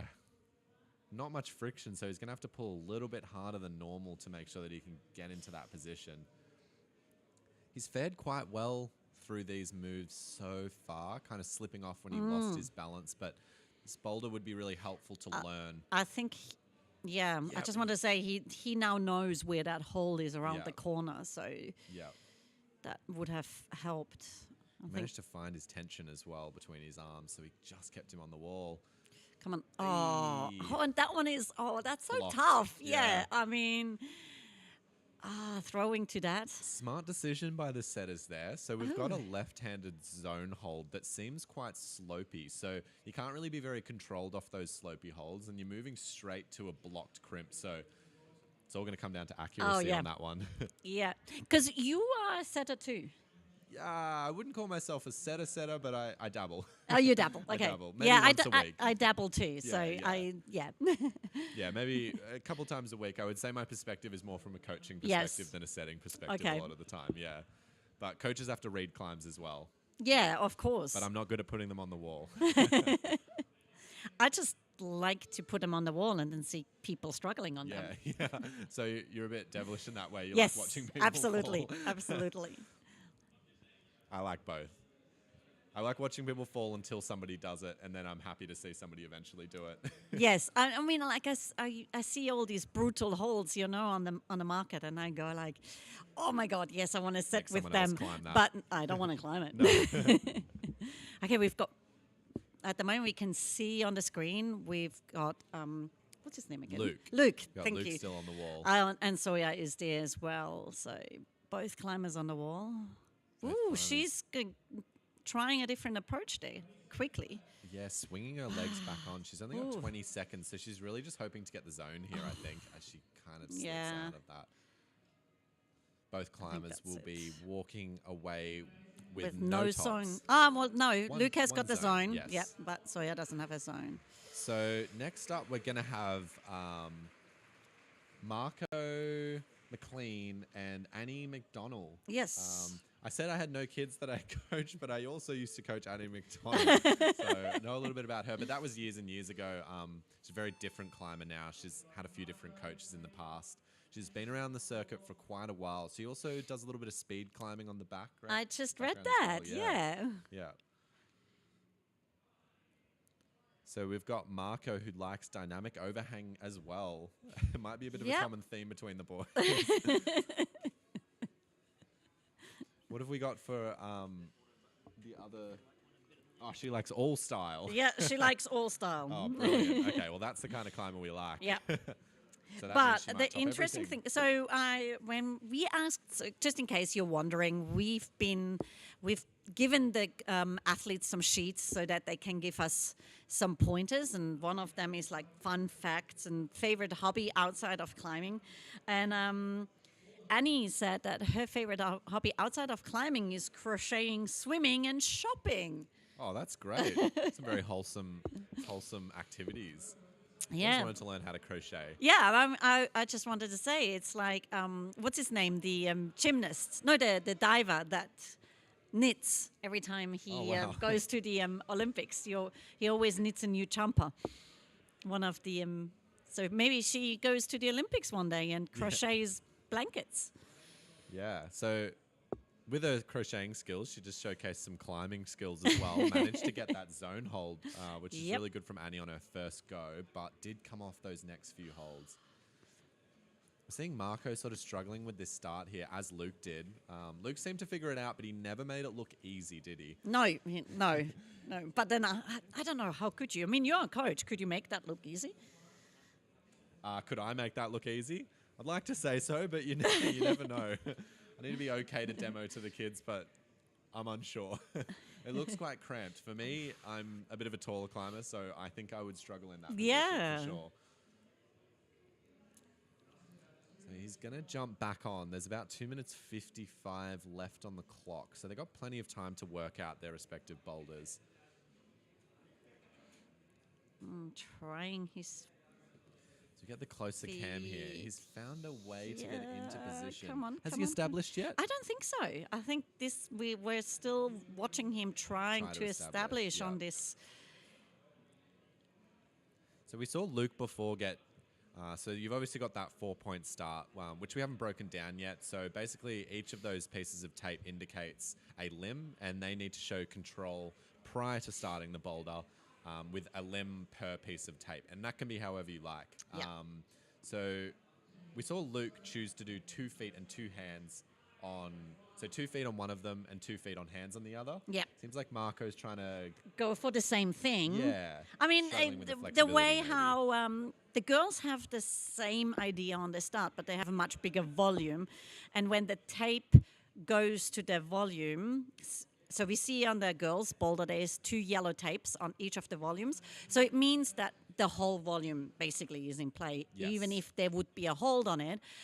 So she actually, or the girls have a little bit more space there, so they can have 1 foot on one side and a foot on the other side, and then the hands on each side as well. But on that boys' boulder, that would be, we've got a Whoa. run up. Yeah, Okay, come on now. Very creative. That one. But he's still in that same stuck position he was in before. He still needs to get. No, he might. He needs to tap it, but he needs to have the hand then on the other side. Yeah. So I think he's figuring it out here. It nearly went for that same beta that Luke went for the start. And he's having a little bit of trouble at that start. It would be. Here we go. There we go. Yes, we have a start. All right, he can start climbing now. Must be quite frustrating. Oh my God. 52 seconds left. Oh, magic can happen. Oh my God. Yeah, I mean, absolutely. We might see something good here, but this is his first time on the move, so he's going to be a little bit disadvantaged here. He basically has to flash the rest of the problem, although it won't be recorded as a flash. But in our eyes, it will look like a flash if he manages to do the rest of it. And we're off. On that one.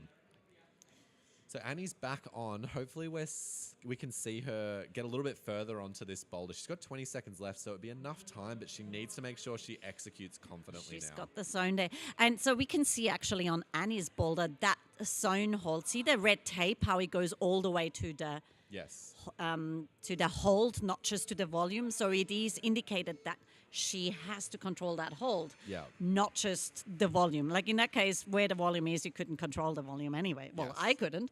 Yeah. I think grabbing the volume with one hand would be quite difficult. Yeah, for most people, right? Yeah. Okay, so we're going to see boulder number 2 with Luke and Sawyer again. And on boulder number 1, we have Cleary and Jasper. Oh, I think they're going to come out in another... Oh, no, yeah, they you're are right. out, Yeah, they're out, yeah. Do you know Cleary or Jasper? I do know Jasper. I've never met Cleary before. Jasper was part of a youth squad that I was coaching a little while ago. He comes from a bit of a breed of outdoor climbers with his father, Chris, being quite an outdoor crusher. Yeah, Jasper is kind of taken on from him as well. He's quite a solid climber on smaller crimps. He likes his locked off movement, but he's been really having his own at comp style lately. He's had a good run, yeah. Okay. Well, Cleary is actually a Crux climber, it says here. And she obviously dabbles in speed climbing as well, because I can read here she's first place in speed climbing. So, yeah. Oh, I just read something really nice on the fact sheet of Jasper. It says, "I miss you, Ang." I miss you too, Jasper, if you're watching this retrospectively, but right now he's in the zone competing. Has he established yet? He has not established okay. either, and Luke is also struggling over there. I think all climbers are kind of struggling with this first move. Well, we see them all on the mat, and we see Cleary is... Either she's taken tape off because it's bothering her, or she has to put fresh tape on. We've got Sawyer off to the left, establishing on that slab, and Luke finally making that dynamic move. We've got the close shot here of Luke. He's made that first move now. He's just got to keep going. I don't know if he has the span to quite do that. I think the move is going to be a little bit more complicated than that. Luke has got one zone so far. Yeah. So that white circle around the black dot indicates that he's got the zone, if you're watching at home. So we've got Cleary pressing back into that starting position. Let's see what she can make of it here. Well, she's going to use the wall to stand up a little bit.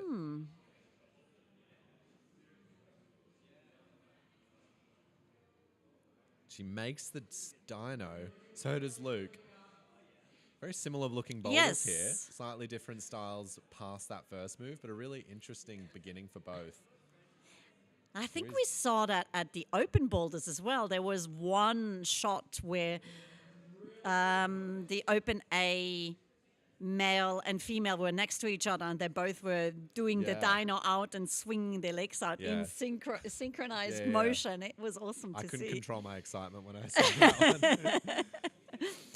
So we've got Cleary now just watching the wall, having a bit of a relax after she got that zone a moment ago. She's on her physical boulder right now, so she's going to want to take a bit more rest this time, as Jasper still struggles to establish. Cleary actually broke her ankle. Not broke, dislocated her ankle at States last year. Oh my, I think I remember that actually. Oh, really? Yeah, there was quite a big medical ordeal happening. I couldn't quite remember what happened, but a broken ankle is pretty serious. Dislocated ankle. Dislocated, That's ankle. Far more scary. And outside of climbing, she tap dances. Oh, tap dancers. So how do you tap dance when you've dislocated your ankle? Oh yeah, that's a good question. The recovery? Whoa. I wonder if tap dancing helps for climbing. Yeah. Might help with those run acrosses. Yes. Yeah. Oh, so Jasper's got the zone now. Seeing some good progress from him. He's coached out of Boulder Lab as well. Oh! As we saw that crimp climbing nearly on display there. Yes. Dove for that crimp, and I thought he had it for a moment. So we've got Cleary back on that green boulder. She's back on the zone again. Looks really comfortable this time. And now we move on to the horrible-looking holes, as you call them. Yeah. The non-jugs. The non-jugs.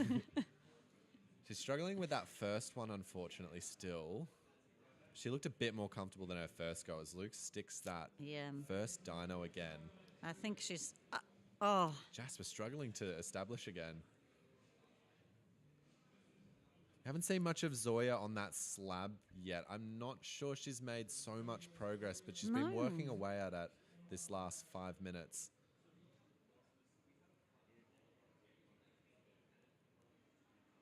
So we've got Zoya slowly rolling over, and there we go. I think from what I've seen, she's only been able to manage that first or second volume, so yet to see the majority of that boulder from one of the competitors, as we have Annie now approaching this slab climb. We'll see what she can make of it. We've got a few more competitors coming out now. Oh, we've got Lucy coming out for the girls and Jaden for the boys.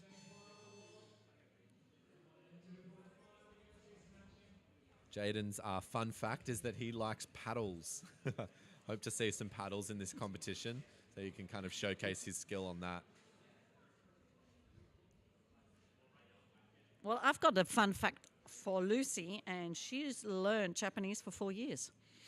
Oh, doesn't it take 4 years to learn a language? Isn't that if you're consistent with it? I don't know. I speak 5 languages. Oh, my God. I thought you would very well know. Or you've never had to learn them, maybe. No. But I'm from Switzerland, and in Switzerland you don't really have much of a choice then. Yes. I mean, the country itself... It has like 3 or 4 languages. It has 4 languages, and it's smaller in size than Tasmania, and it's now got 9 million people. And yeah, I didn't have a choice. I had to learn French at school. Absolutely hated it. Yeah, and then maybe it took more than 4 years because of the lack of passion. Maybe. Yes, yeah. I'm still learning it now. Oh well, you're in Australia now. We're the most non-bilingual country you can choose from. So we've got Marco there on this black climb. He seems to have made that dyno. He's going to opt for a feet first. Oh. Really smart there. We didn't see that one from Luke. With is he getting an E-bar in there? It looks like he wants that. Oh, yeah. Oh, no. Not quite. Oh, no.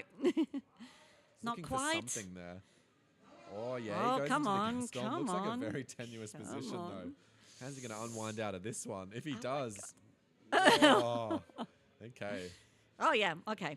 I would have been questioning what I knew about strength if he was able to move into that cast on. That was quite an impressive position he found himself in. So we see Annie trying to dyno across that slab. We've got Jaden moving across his first boulder. I believe Going yet to to make that zone. Yeah. Oh. As he pops off as well, and so does Annie.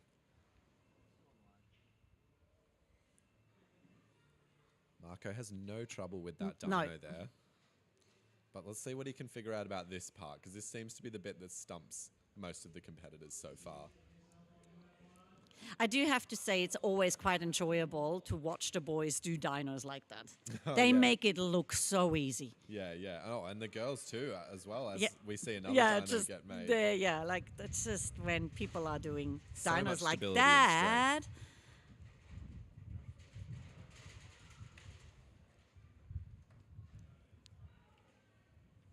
So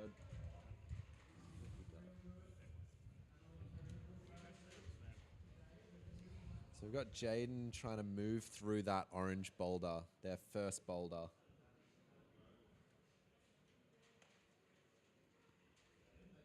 He's managed to find a good way to establish, a little bit quicker than some of the other competitors, and he's had some good few attempts on this first section. Certainly not a paddle, as Jaden enjoys his paddles. This may be a little bit more challenging for him. He's also written, what is your we asked him what your favorite climbing style was, and he also said triple paddle dino. So Triple, he okay. loves his paddles. We really hope to see one of those in this comp form. I hope for that for him. Oh, it's just because they're so spectacular to watch as well. Come on, Lucy. Like Lucy she's makes making that that. zone, Yeah, she's just so makes it look so easy, so Yeah. elegantly too. Like, look at her. Yeah, nice. Manages Come to hit that on. slope. She looks a little bit more comfortable. Oh, She looked really comfortable on that Yeah. sloper, I think, compared to some of the others. such a joy to watch, hey. Yeah, yeah, she was really solid on that, wasn't she? She seemed to move really well through those holds. As you And- say, Marco. We can see Annie still trying to figure out that second boulder. Yeah, perplexing. No one's really managed to figure out how to do it. Annie's trying to run across. Yep, I saw that before. Yeah, I couldn't tell you what I think that the beta is for this one. It seems No? quite complicated. Yeah.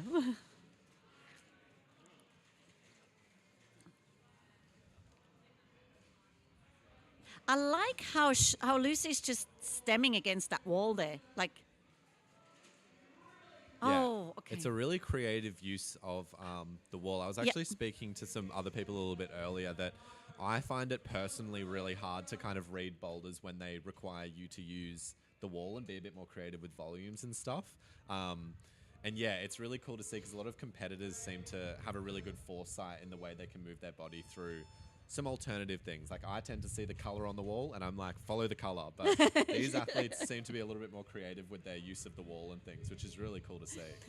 I actually have to confess, I'm a really, really bad at reading boulders. Like, I read it and then I jump on and I go like, oh, okay, I completely read that wrong and I have to adjust midway. Yeah. Well, it's all about learning, I guess. Like the more time you spend trying to read boulders and sticking to it, Yeah. the better you get. And obviously, these athletes have spent a lot of time reading boulders. Yeah. They're very good at executing them. So we've got two new competitors out now. So we have Finn Hickey and we've got Indiana Yep. out on their first boulders. Indiana, the future plumber. Yeah. And congratulations to her for finishing high school as yeah. well yesterday. And she actually says she loves big, strengthy moves, so that would play right to her. Absolutely work in her favor. Now on the screen, we actually see the third. Is that the third boulder in play now with Zoya and Luke? Yes, you'd be right. So this is the third boulder. So we're seeing Zoya move through these really cool tilt volumes, which I sponsor for today's competition as well. Yep. The texture on the white is a little bit of jewel text there. So really hard to hold as you saw her try and go for it. Oh my God, Indy is already up there. Yeah, well there you go. She said she liked her big Yep. strengthy moves. There we the go. physical boulder and we've got Indy showcasing her strength on that one. Amazing stuff so far.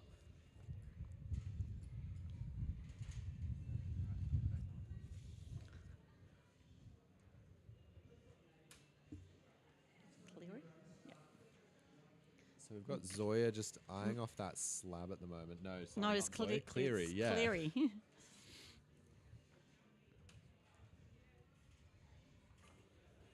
So far, the girls all have gone in different ways, haven't they? Yeah. There's been very different approaches. I actually really like what Cleary's doing. It looks like she's going for a bit of a palm press Yep. type of move. And now that I can see those jibs kind of working in her favor for that style of move. So we'll see if it eventuates into a zone here, which we have not seen yet for this boulder. Oh, Luke just trying to do a massive move out to that zone. I'm unsure if that's the way the setters would have intended it, but he actually looks quite close nonetheless. Nearly.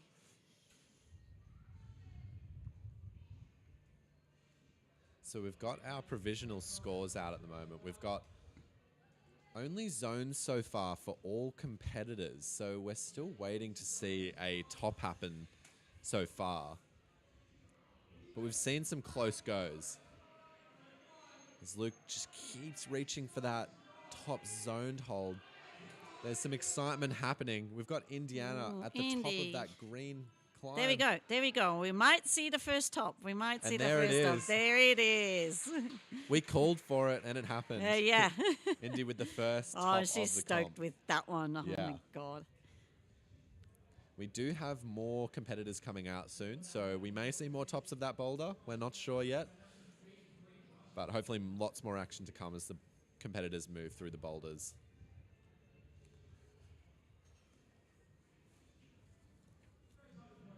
So you've got Zoya on the purple volume boulder happening right now over to the left. Yeah, I just of the wanted main to screen.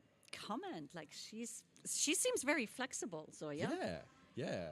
Her movement fluidity is really impressive as well. She seems to have a really good awareness of like where her legs are and everything that's going on. But yeah, she's definitely very flexible and using that to her advantage on that purple.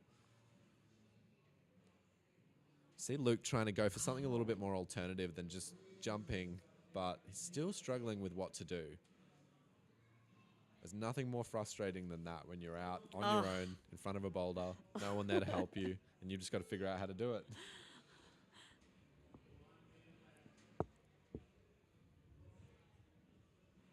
Cleary's looking a little bit closer to that. She's opting for a palm press into kind of like a bit of a cartwheel rollover with her right hand. And it looks somewhat promising, but it hasn't happened for her yet. So I'm unsure still if this is the way she should be approaching it, but looking sort of close there, as you can see there again. We've got Zoya back on that purple boulder again, looking a lot more confident on what might be her final attempt. Yeah, with 25 seconds to go. Just hoping for that zone, I think. Oh, And she just nearly. falls. Luke sliding off that left foot. See the same thing with Cleary. Unfortunately, none of the athletes will be able to reach the top in this time, but we might see a zone. No. Luke's going to stand back. Zoya opts to keep going with 1 second, but she's off.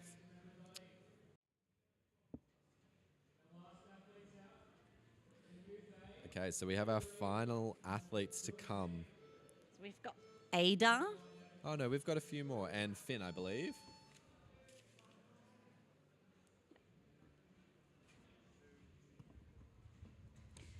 So back on Boulder 1. So Ada says she loves a steep cave, pulling hard and thuggy. Oh, wow. Okay, cool. So she's going to like this green, you would think. I reckon she came out and secretly celebrated. And we have Finn Hickey in the men's coming out saying that he likes crimpy overhang.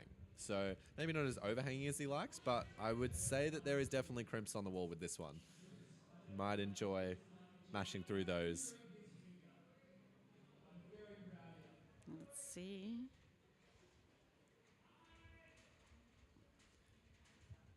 He says his biggest achievement to date is climbing V8.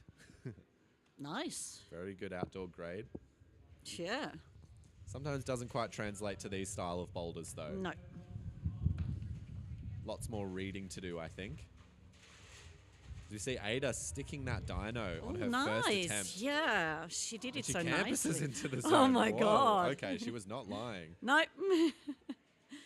As we switch to the other boulders here, we might see some alternative beta here. Ada's Ada just making crunching. quick work of that boulder. with a wow. flash, How amazing. impressive. A little smile on her Oh, face. yeah. Still looks like she's in the zone. She goes like, yeah, I've got an extra 3 minutes on the clock for resting. Absolutely. That's the best thing as an athlete, knowing you've got 5 minutes after the rest of the time that you had because you flashed a boulder. Oh, so yeah. they just get to soak it up and get used to the atmosphere and rest their forearms, and they'll be ready for the next boulder. Did you competition climb? Were you I a did a bit, competitor? yeah, a little bit, yeah. Did you enjoy it? I did when I was doing well, but to Okay. be honest, I noticed I was doing bad more than I was doing well, and I think that's kind of what would get to me. It was hard to kind of like pick myself up each time and just be like, nope, maybe this time I'll do well. So I think competitions for me were really enjoyable, but when things are going good for you. But I think when you feel a little bit more, you have expectations of yourself and you maybe don't meet those expectations, it can be hard to sort of throw yourself into the ring time and time again. Yeah. So for me, I really just find the outdoors the most pleasing place for myself to climb. Oh, yeah. Yeah. Are you an outdoor boulderer or do you lead climb outdoor? I do a little bit of all of it. I think just due to time restrictions, bouldering tends to be my main thing. I do a bit of lead, and I'm trying to get a bit more into my trad climbing as well. But those two are a little bit further off than my bouldering at the moment, for sure. Yeah. I see. What about yourself? Would you call yourself more of a boulder or a lead Oh, climber? got no lead. Got no lead? No. Like I prefer. Oh. I absolutely. Especially outdoors. Yeah. When it comes to outdoors, I don't like to go bouldering. If I go outdoor bouldering, it's like a V-5 for me, please. Like just want something where I it scares me falling on that mat. It's Yeah. yeah. They don't feel very secure. No, Not like our it cushy just gym doesn't. mats. It just doesn't. So I prefer to be on the ropes. By saying that, I'm still scared of falling. Yeah. Oh no, very fair, very fair. These gym mats definitely allow you to do some much more epic moves as we've seen in this competition so far. We've got Jaden absolutely. making good progress towards that next hold that we haven't seen anyone stick yet.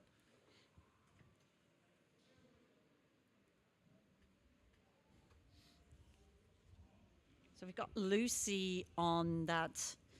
What do we call this? Is this the slab around the corner? Yeah, it's the corner slab. Yeah, I think I like that. Seems to be providing so much trouble, even in the previous round yeah. with the boys. Yeah, it was slightly set differently. Yeah. Yes, slightly differently, but still it was. And this blue one seems to stump him as well. Yeah, no one really making any progress towards the zone. Seems like they're all just sort of thinking, trying to aim for the same sort of thing, just sort of like a dynamic move towards that zone, the volume that the zone is sitting on.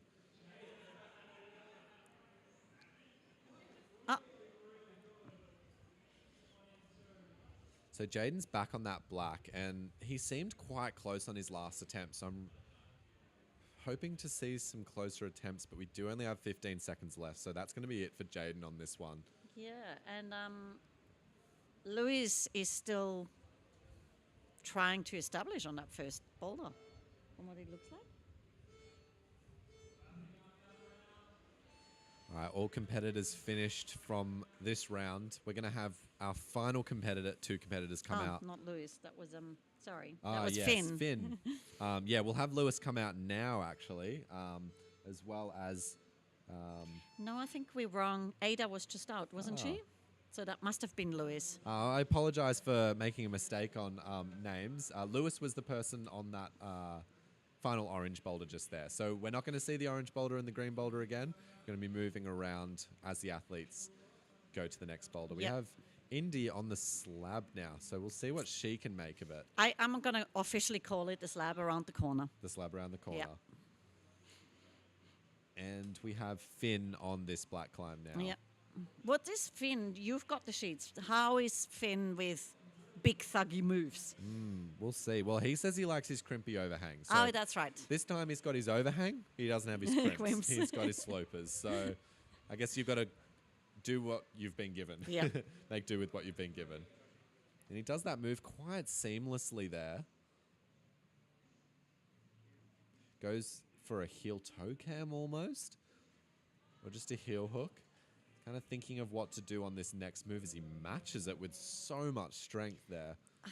I am always amazed when I see athletes pinching like that. Oh, it's and insane. hanging upside down. Yeah.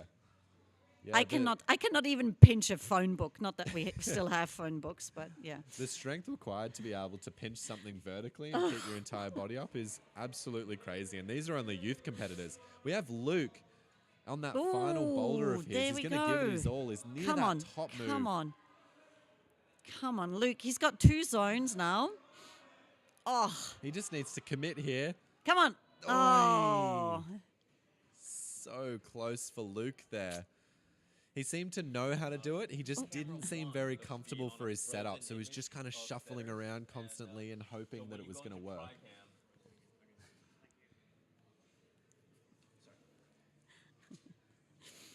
So we've got Jasper on this blue boulder. We've got Indy on the slab. Yep. And who do we have on the purple boulder? I think that must be Cleary. Yes, we got Cleary on the purple and Luke on his final boulder of the round. All 4 climbers neatly stacked up here and all going for their first attempt. Are we going to see any falls? And we have Indy fall off first. Luke has made it back to his previous position.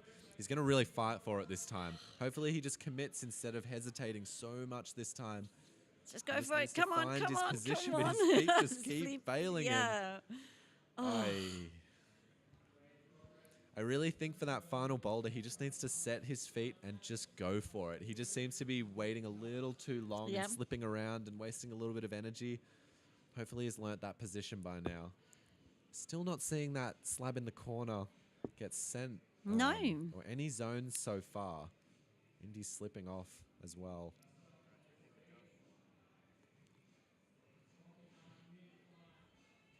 We've got Cleary going up towards that next hold. And I believe that's Finn, yeah. Yep. Well, Indy is one of the Happy Bina athletes, Happy Bina being one of the sponsors of this competition today. So she actually represents Happy Bina. Oh, awesome. She's sponsored by them, yeah. So yeah, shout out to Happy Bina. So all athletes deciding to get on the wall at the same time again. It's like they're coordinating this. So we have Indy fall first. Cleary making that stick, and she's almost got the zone. We nearly saw the first zone of that boulder. Luke is in the red Gastons. Let's see what he can make of it this time. He looks solid on his feet. He looked more solid on his feet, but he's still thinking about what to do here. I mean, just for those that are watching, those holes are brutal holes because you can see how shiny they are, which means they're dual text. So they have no grit, no grip on that shiny side at all. I think Luke had the right idea in his first attempt where he went for that jump. He's now just, Oh, do we? as Yeah. we see Cleary No. nearly get the zone. Luke tried to Gaston the second last hold to the top before, which I don't think's the right way, but he didn't look too far off doing that.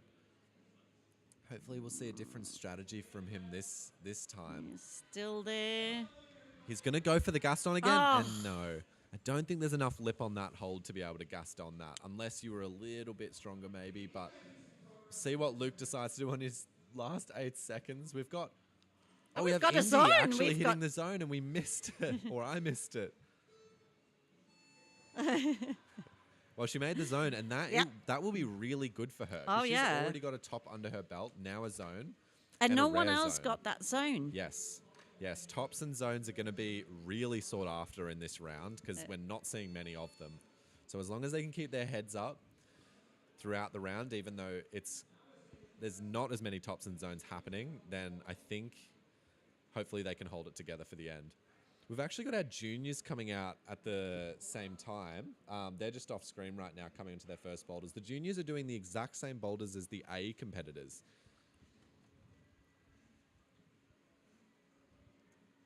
So I think we have Marco, Lucy, and Jaden, I believe, on the 3 boulders off to the side. But here we have Angus Fuller on boulder number 1, and we have Olivia Burge on boulder number 1 for juniors. So boulders have not been tweaked. We're not getting a break between rounds here. They seem to have kept the boulders exactly the same throughout. So I got the pleasure of commentating with Angus climbing last competition. I think he came 3rd for the Open State Titles B category. I've climbed with him outdoors a couple of times. Very, very physically strong climber he is. Oh, yeah? Olivia, I don't know so well, but I've seen her competing quite a few times. So, Well, expect Olivia good things says from her. that, what is your favorite climbing style? And she said speed. Speed climbing. Yeah. Well, this is not speed, but it's amazing for her to have reached a final here as well. Yep. So we've got the last of our Youth A competitors out there right now. We've got Marco, Lucy, and Jaden, all still having a bit of trouble with these first few moves. I think Countback might end up being a little bit of a player in today's finals.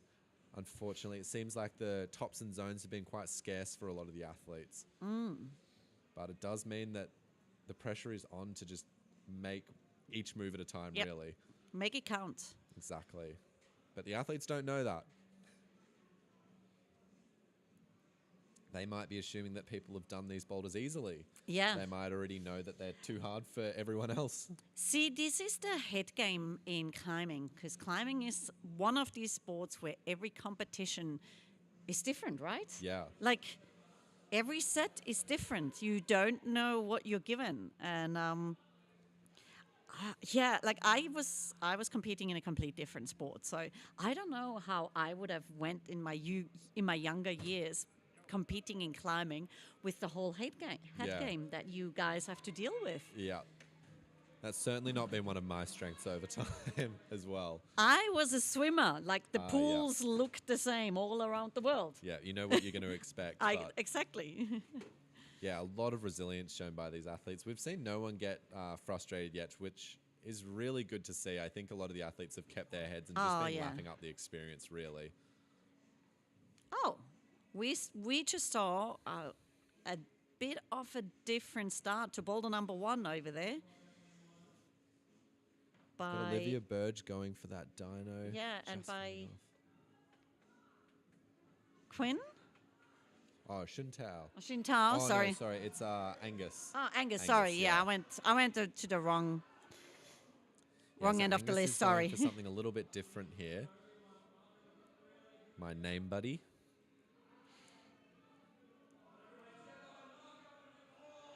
Oh, do we have a top on the last boulder? We have Marco in that Gaston position. He looks a little bit more set on his feet than maybe Luke did, but we're still seeing some Still. slips. Still lots of slips and slides here. I think he is going. Oh no, Ah, that's just. I think maybe he just needs to yeah, dyno. I'm He kind just of needs going to like, go just for the go double for it. catch. Go for it.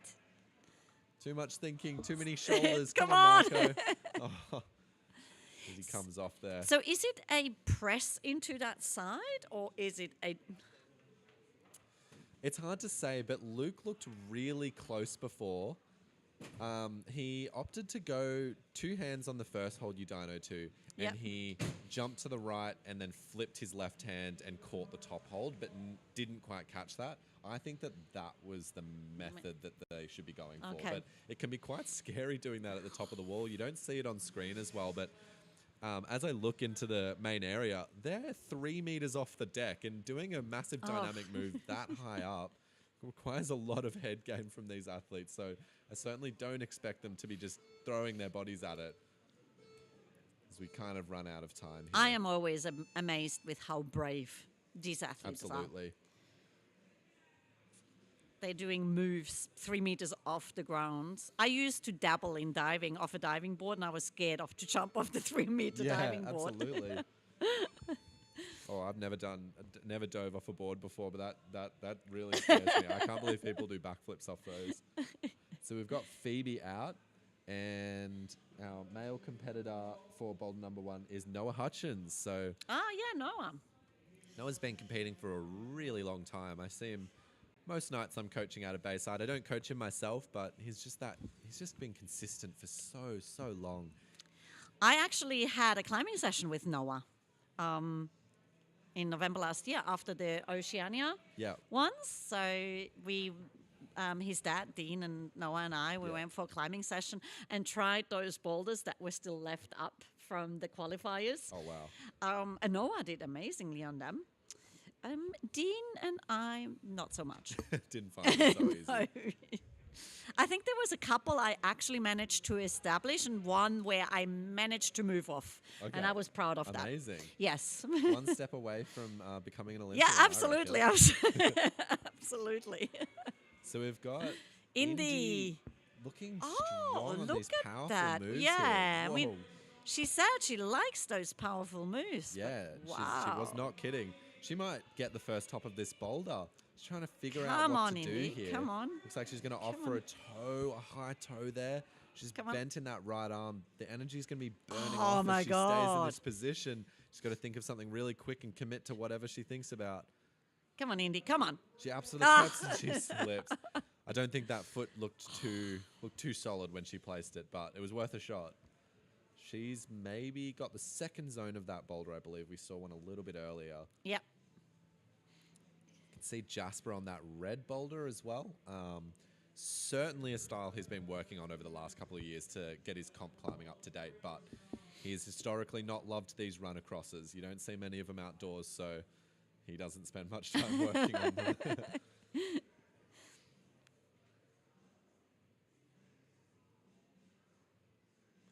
Yeah, see, he's trying to slow it down.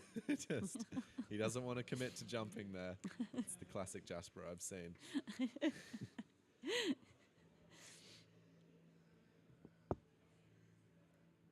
All the athletes are off the boulders at the moment, just kind of eyeing off what's going on. And we can see Noah establishing in the top right-hand side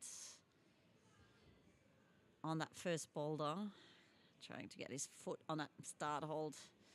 Just coming off there. We've got Finn on the blue boulder now as well. Indy's back on the purple already. I would have thought a bit more of a rest would have been helpful, but they know their recovery better than I do.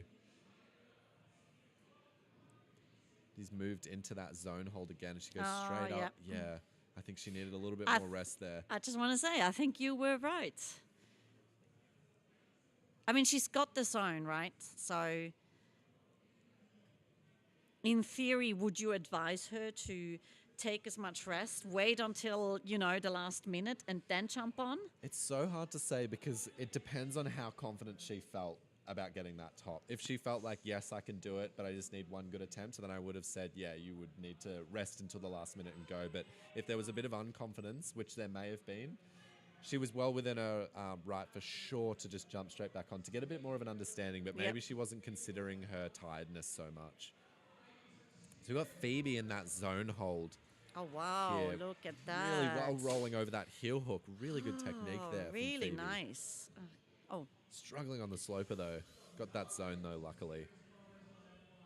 We've got Noah making some we can see progress on the Noah's red. feet. Yep, there we go. Come on, come on. Oh, hold that Yes, zone. he's got Nice. the zone. Okay, as we said, zones matter so much in this competition here. He's got 1 minute to go. See what he can do here. Come on.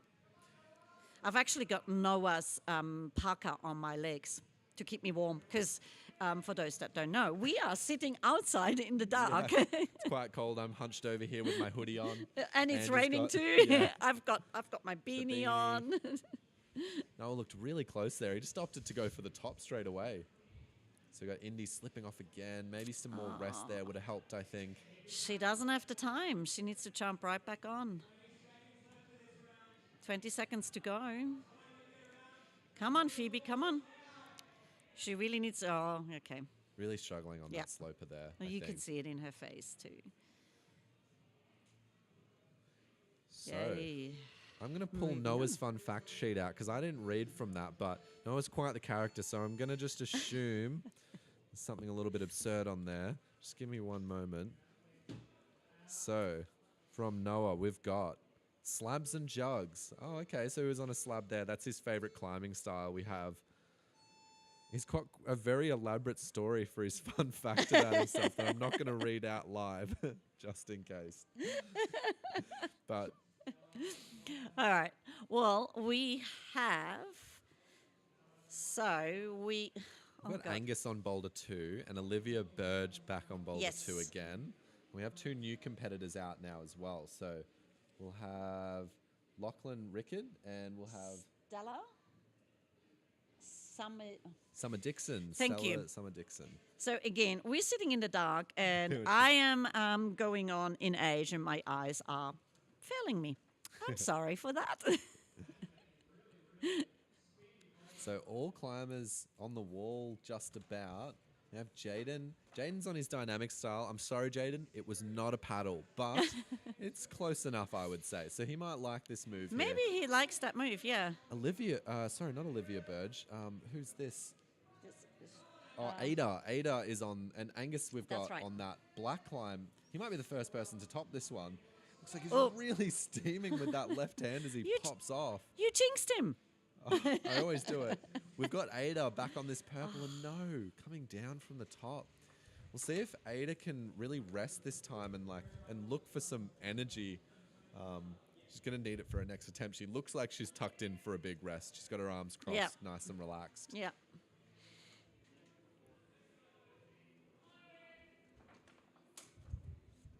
Is this Lucy, I believe, on this black climb?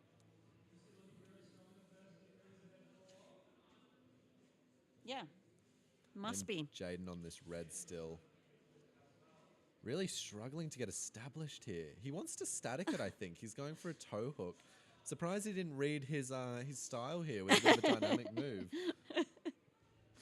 You reckon he should have read the sheet that he written out? Yeah, maybe I need to go over there and hand his sheet back to him.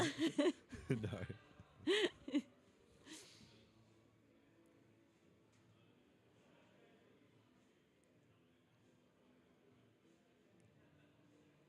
Oh, okay. Oh. So I've just read Noah's facts if you'd like to hear about it. Oh, absolutely. So while I possess many feline friends to this date, and then in brackets, that is Saturday, 21st of September, 2024, I have conflicting emotions regarding whether I do or do not like cats.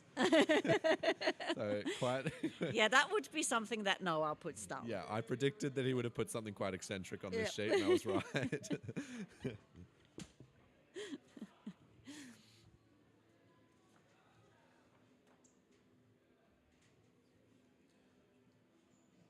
We have Olivia struggling with that slab still. On that slab around the corner.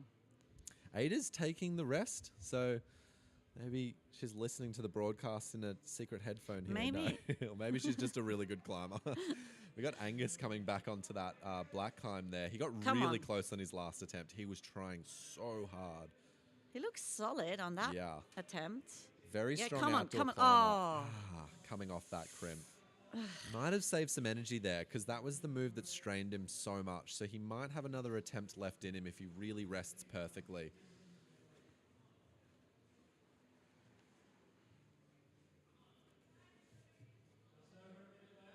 So we've got Lachlan still sort of ticking away on that orange climb to the right there.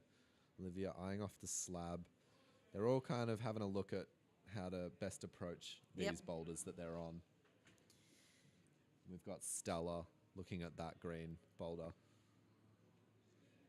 as she pulls on for her next attempt. 1 minute to go.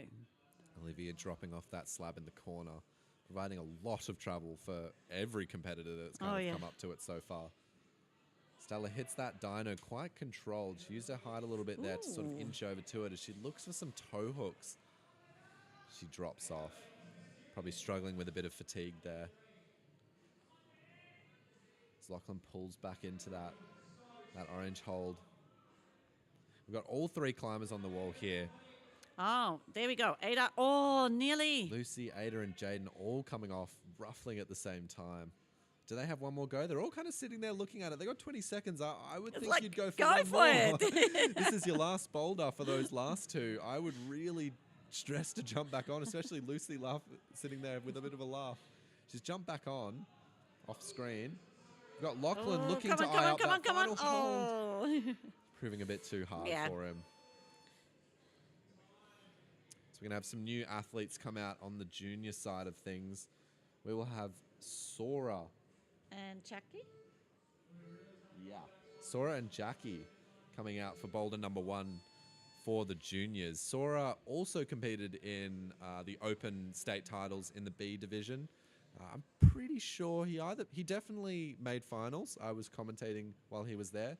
Not Not quite sure if he was on the podium or not, but nonetheless, making finals in B these days is a very hard undertaking. I was absolutely amazed about the Open B, like the climbs that they did. It was like, I would not attempt them. Yeah.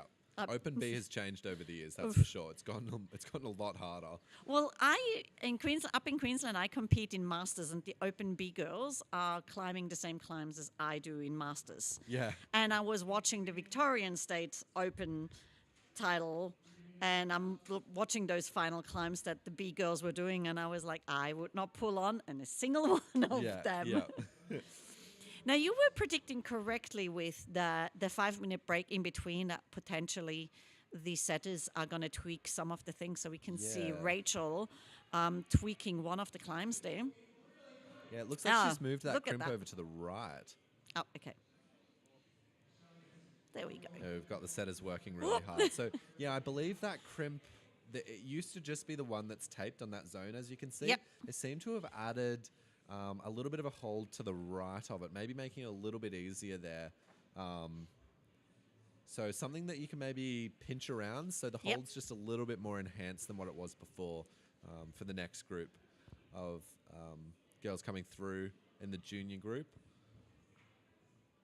So now it's quite clear, as you can see. We can see Indy's on her last. Oh, no, we can't see Indy on her. Yeah, no, we can. On the top left. I believe we have Finn on that red boulder now. Yes. Yeah, Indy on that black boulder. Indy on the black. Have we seen a top on that black? We have not as, very convincently. The Thank tops you. and zones come up, and no tops. Well, so this far. is the juniors. Juniors, yes. No, so we're missing it. There is the female. So we have Indy actually with one top in provisional first, and Ada as well. Indy's got 2 zones, so... Yeah, Lucy's got 2 zones so far as well, actually. But Lucy's zero ahead. tops so Yeah, far. Lucy competed ahead of Indy. So if Indy's on her last boulder, that would mean Lucy is already done.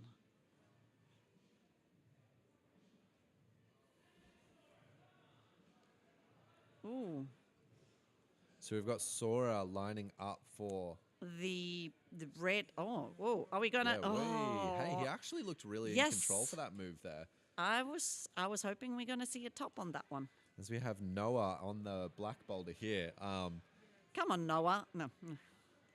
Maybe we're both a little bit impartial to Noah. Yeah, we clearly are. We've got his jacket here in the commentary booth. Yes. Well, I told him that he needs to climb really hard so he makes it into finals so that I have at least one person I know to talk about. Yeah. Although I said to Indy the same thing.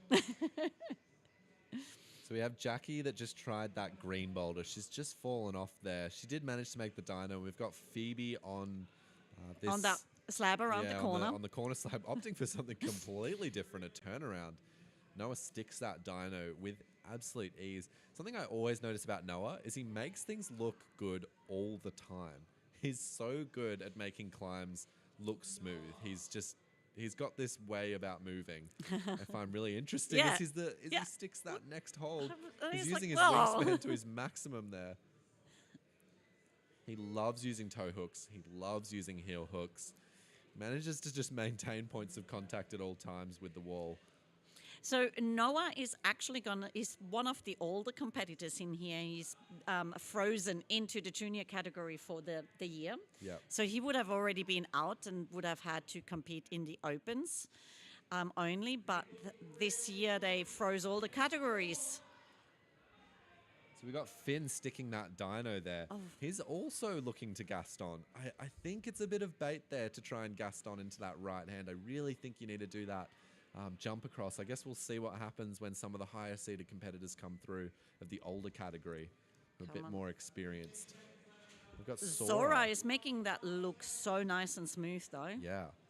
Oh, okay. Dynamic variation. He did get there before, so I wonder, is that how he did it before? I don't know. Yeah, because you would think he wouldn't change. Oh, okay. He had not much time. That's why he did it. Okay. He wasn't just going for something weird for style points.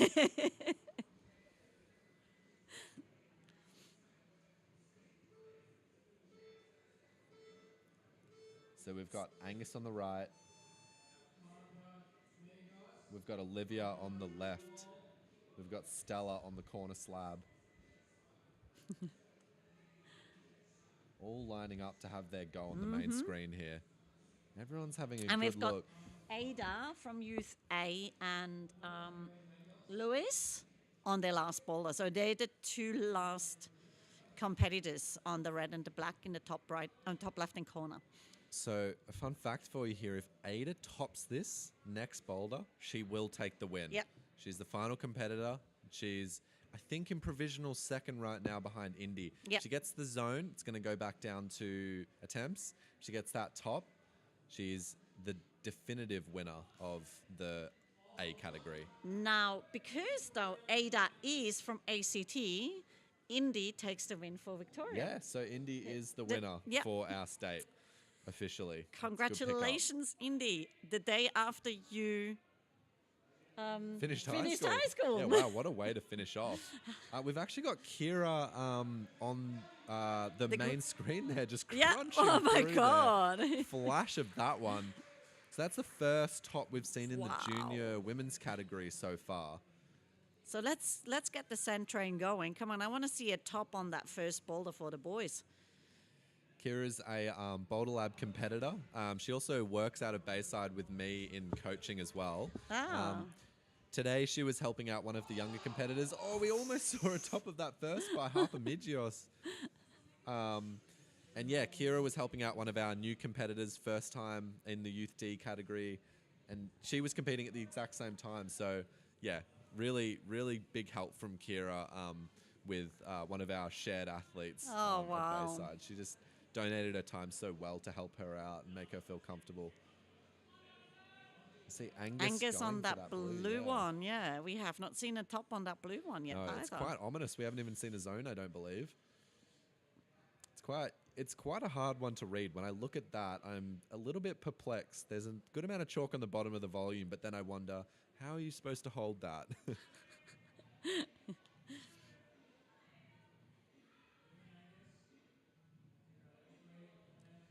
So, as we said before, we've got our last two A competitors. We've got Ada on that black climb again in our top left corner. On the main screen now.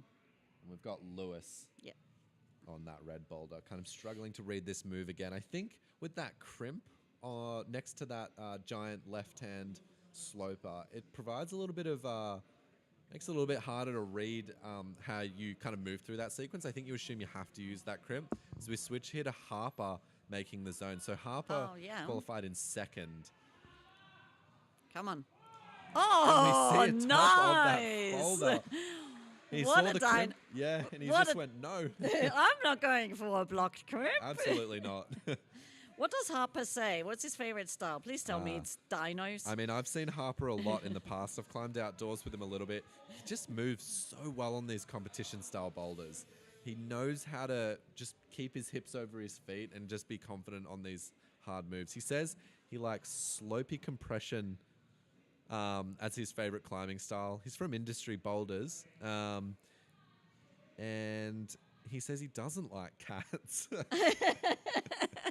So, actually, now that What's I look... with the cats? Okay, now that I look through all these different... The boys all wrote about cats. Yeah, we've got from Shintao, who's coming out soon. I like cats, so we do have that. We have Angus saying he likes maths. Noah, we already know about Noah's description. Noah is not quite sure whether he likes cats, Lachlan even though he Ricketts has says lots of cat friends. Yeah. Lachlan Ricketts says he thinks cats are good, so that's positive. And we've got a kind of like cats from Sora. And it says, but I might be allergic to them. So you got Ada trying to move through that black boulder. Sorry for the little bit of fun we were having in the commentary booth. We've been sitting here for a little while. And it's cold. It's cold. Let us have a little bit of fun. Enough about cats, more about climbing as we see Lewis sticking that first dyno. Almost sticking that second. He's got 15 seconds. He's going to want this zone. That's why. Yeah, come on. He's going to need a run through. As his Ada moves into that first Gaston. Oh, they both come off. Wonder if that'll be enough for Ada. I don't know if I saw her get a zone or not. If she No, gets I the don't zone, think so. yeah, it'll come back to count back, but that might be it. And they are also tweaking that last boulder for the females. Yep, so the A's are fully finished and will be confirming scores soon. The juniors have another competitor to come out, which has just started right now. So we'll have Shuntao coming out.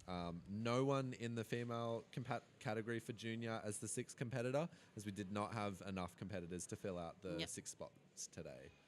But Shuntao, a climber from Malaysia, I believe, but don't quote me on that. He's come down to Australia. He's been doing a lot of training around here, and he's performed really well at nationals lately, taking a first position. Oh, I've got in the lead, I believe. Phoebe and Noah on that tilt volume climb, and Noah on that blue climb.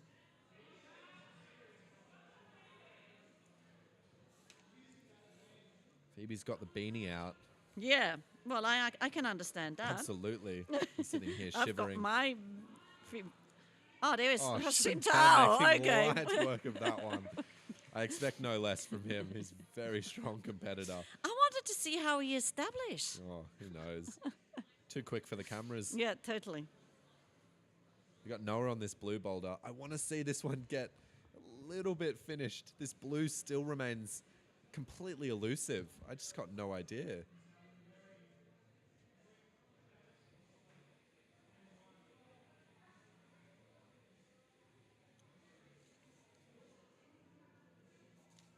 Got Jackie, I believe, on the slab to the right.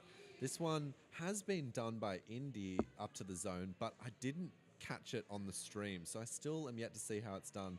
As Phoebe makes some good progress towards that zone hold. Oh, and Noah is opting to compress. Nobody thought about this. As Noah gets the zone. Nice. He's made Come the on. most progress of anybody on that boulder so far, which he won't know, but afterwards he'll be happy to see that.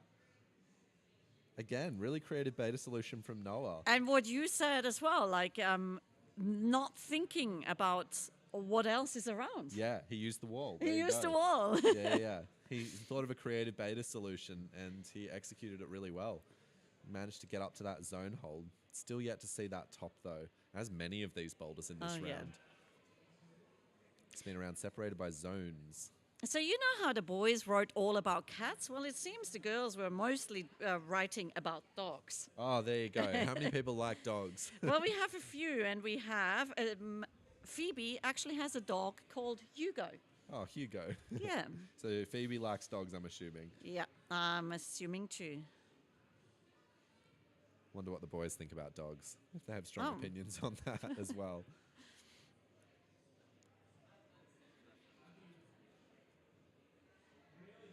So we've got our Youth A final scores on screen right now. So Luke Slichinko taking the first position, Jaden Huang and Finn Hickey for third. And for the women's, we've got Indiana for first position, so she took out that win. We've got Ada for second and Lucy for third. But Cleary will actually be taking that third Victorian medal because Ada is... from ACT, was it? Yep, she's from ACT. So Lucy will, for the state title, she will get the second place. Really stoked. Has Noah changed? Oh no, I was just wondering, has he changed his beta now? Yeah, it's looking quite interesting. I think he's kept it a bit similar, but he's opting to look for a bit more stability. But, okay, yep, it's working again for him. Oh, come on. I was inching his way up as the screen's looking a little bit static Come on. here. There we go. Ah. Seemed like he had it in him a little bit. He just didn't quite get that leg up there. As we see Phoebe and Noah both eyeing off, they've got a minute to go. So I'm going to assume they've got one last attempt in them for this third boulder. Oh, yeah. Phoebe looks ready to go, I've got to say. Really serious wind up there. Moves into that first right hand crimp. So much focus on her face. She rocks over that hip. God, she moves through statically. Yes, nice. She's got that zone now, moving through really, really steadily. Got 20 seconds left. She's going to have to move fast now, though. To Come that on. first crimp. Come on, Phoebe. Get those feet up. You've got 10 seconds to go. Come on, come on. Hey. Oh. Still not going to see a top of that one. Nah.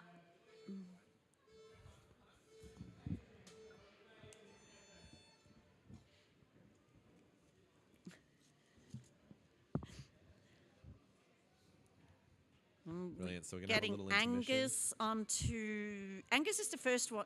That's Angus, right? Yes. Yes, Going Angus onto was the that first to come out, yeah. red boulder. Nice shot of some braids there. We've also got Kira coming onto her second boulder. Hopefully we see something happen here on that white one.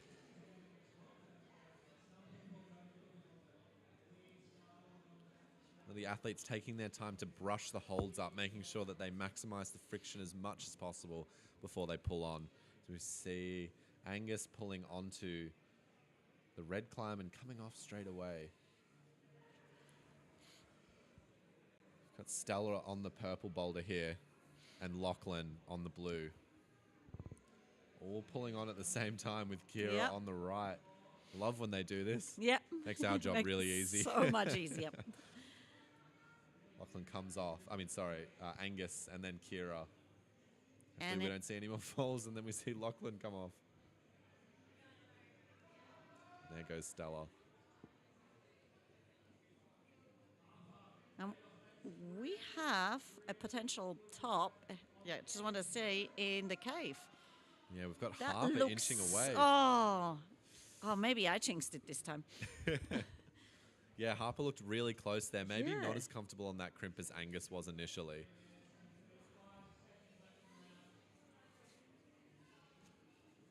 Oh, Kira stuck that left hand. Now that's the way to do it. Now I've seen it, and now I believe it. Now you know how to Yeah. do it, right? Now you could do it? Yeah, maybe. I don't know. We'll see. Yeah.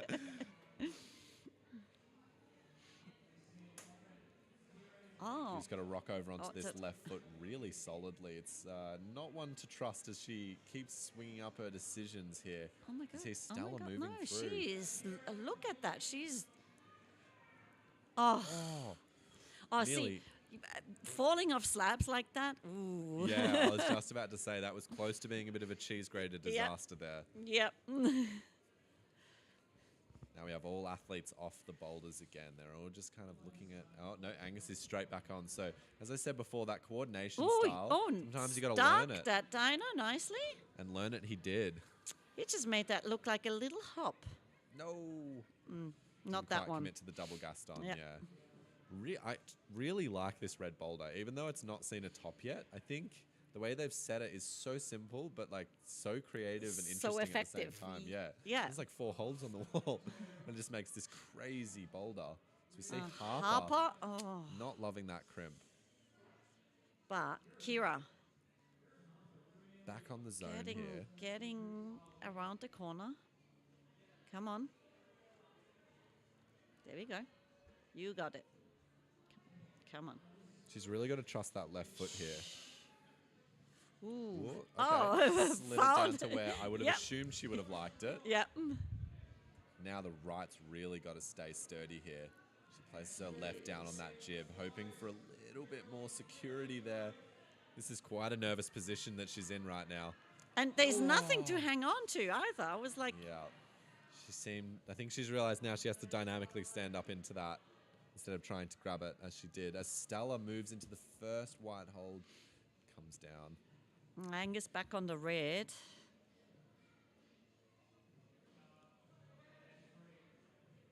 Oh, okay. Seeming to be struggling with creating the momentum into that first move. He's sort of like leaving his hips behind as he sort of rocks over to the left. It's kind of meaning that by the time he grabs that red hold, his hips swing behind him and he creates a lot of momentum. Which is hard to stop. Yeah, it looks hard to stop. Yeah. We'll see if he does it again. He's back on that red hold. Oh, okay. Ooh. Wants to Come on, go for Kira. something a bit more static. Hoping to see Kira something going here around the from corner. Harper back Slips up off. there. Jeez. Oh, he takes the crimp. Come on, come on, come on. Ugh. Still yet to see a top of that black boulder. We've been close a few times. Well, we can see how Shintao is going to do. Yeah, made light work of that first boulder. We'll see if he can do the same thing. He was so fast we didn't even see it. No. See how, there we he go. Angus stuck it. stuck it. Still left his hips behind a little bit, but looked a bit more solid that time. He trying to just gassed on it. Hopefully he goes for the double that ever. Oh, he goes right hand only. Oh, it looks very tentative. Oh my there. God. Okay. Oh. Wow, yeah. That's Angus's power on full display right there. Oh, she nearly had that. Oh. We were both just fully gripped there. We went silent. We're very focused on Angus, and then to see Kira just pop off the top. She's really just looking for a top here, I think. And she's so strong. Like, she looks so strong. Yep. Okay, No one in the juniors has topped yet except Kira on that first boulder. Shintao should be now on the first boulder. Yes. We just don't have video of it. Or second boulder, yeah. Or second boulder, I yeah. believe he's on Yeah, there he is, yeah, brushing here's it. our scores. And we've got scores. Yeah. So we've got Harper in provisional first and Shintao in second right now.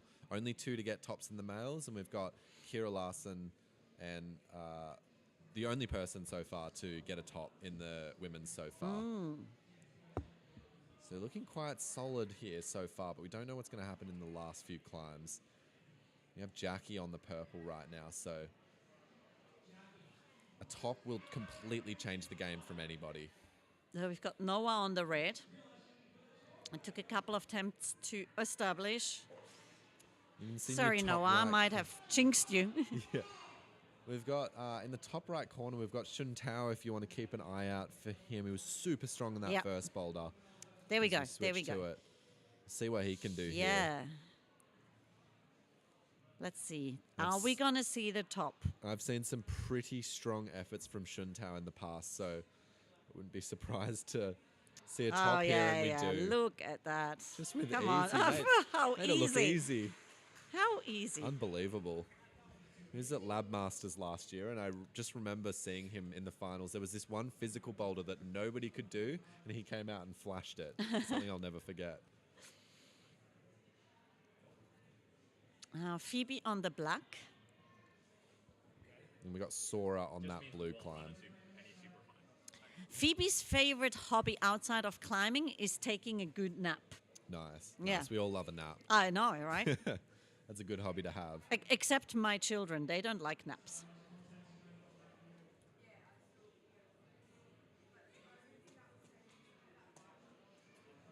So we've got Jackie, I believe, just pulling into that first white hold here. Oh, the coming second off. one just seeming to be quite difficult. I don't know if it's worse or if it's just because the reach for that second one is a little bit too long for the competitors.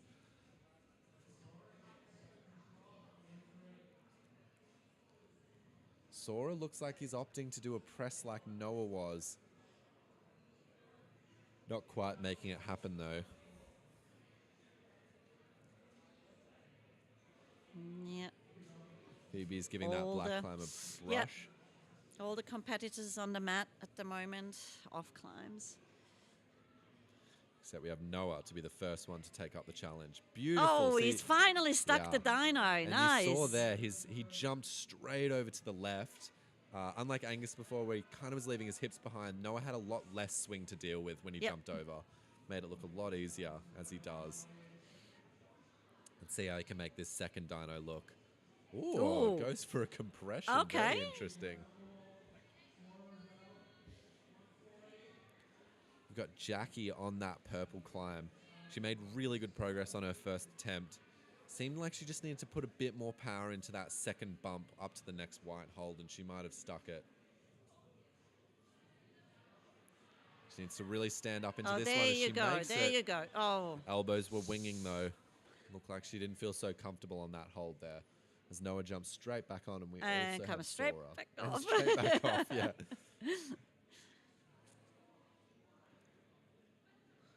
Yeah, I think I can start to see what you mean by leaving the hips behind. Yeah. It's like he's leading the jump even with his hip. Yes. Yeah. And I feel that Angus before was kind of leading with his arms, and then his hips were sort of sitting behind. And Yep. then by the time he hit the hold, the swing was massive, whereas Yep. Noah's making the swing look very manageable. But it hasn't led to the zone yet, unfortunately. So he hasn't been rewarded for his good movement. Phoebe's been ticking away on this black the whole round. I'm not quite sure if we've seen a score from them yet.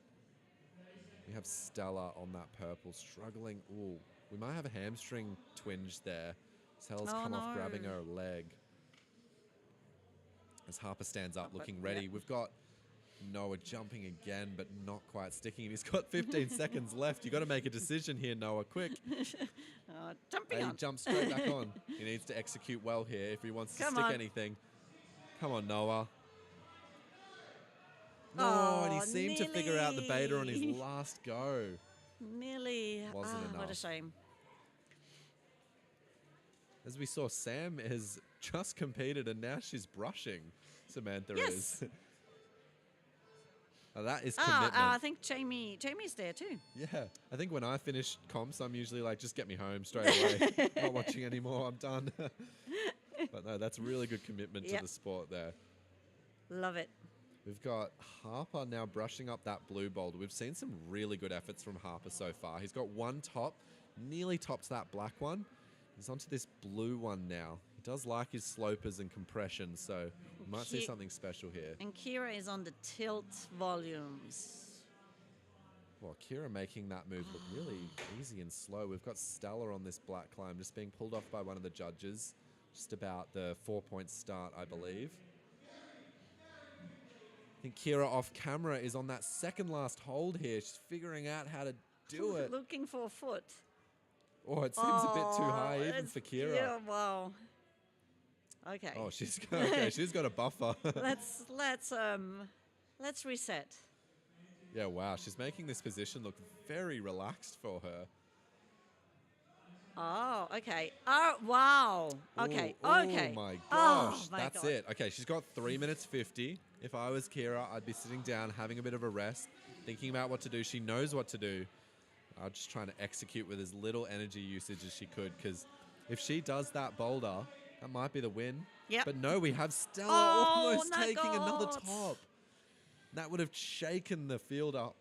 But they do have 3 minutes 30 left, so this has turned into a very interesting round now. This is a nail biter. Yeah, Love it. absolutely. But I actually really am impressed with Kira. So we've seen all the other girls getting their left foot up, right, on that third volume, that zone volume. But it seems like Kira doesn't have the flexibility. And the way how she adjusted, like I said before, she's such a strong climber. She just went with her strength, right? Yeah, she figured something else out, She and it just was- worked, didn't it? Instantly going like, okay, let's just And let's see how it works crank again. it up. And there Look it at is, that. right foot. She's This got- is for her to take the win, Oh my and she God! does. Yes, Kira, nice. with her first ever gold medal. I was actually talking to her mum between the breaks here, and she was saying, so Kira's won quite a few gold medals at the medals at the state titles, but she's never got gold. Oh, really? So that's her first, yeah.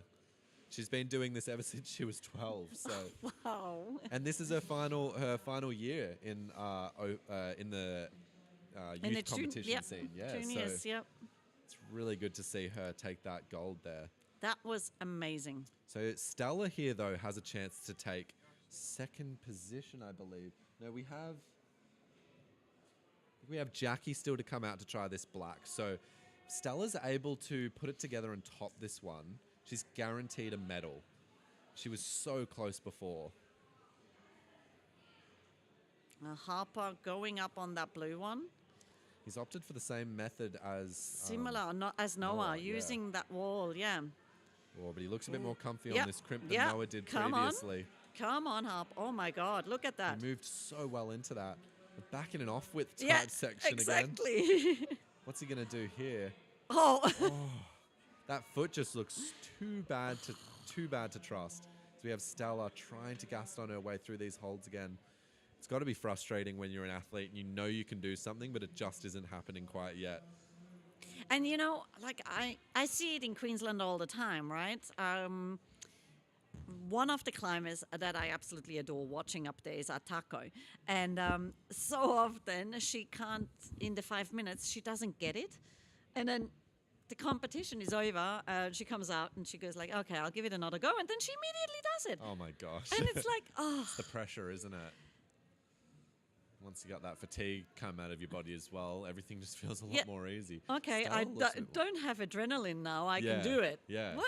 Stella's looking a bit comfier on this Yeah. Gaston this time. I don't Come know on. what she changed Come there, on. but something's working. I really So- hope she gets this top Come here.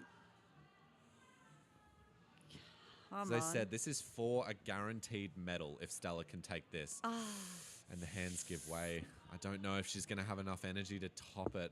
Not quite Harper, sure. oh, slipping off as How it well. comes off. We've got Lachlan as well, ticking his way on that red Lachlan's boulder. starting it quite differently than the other boys. Yeah. Wow. Okay.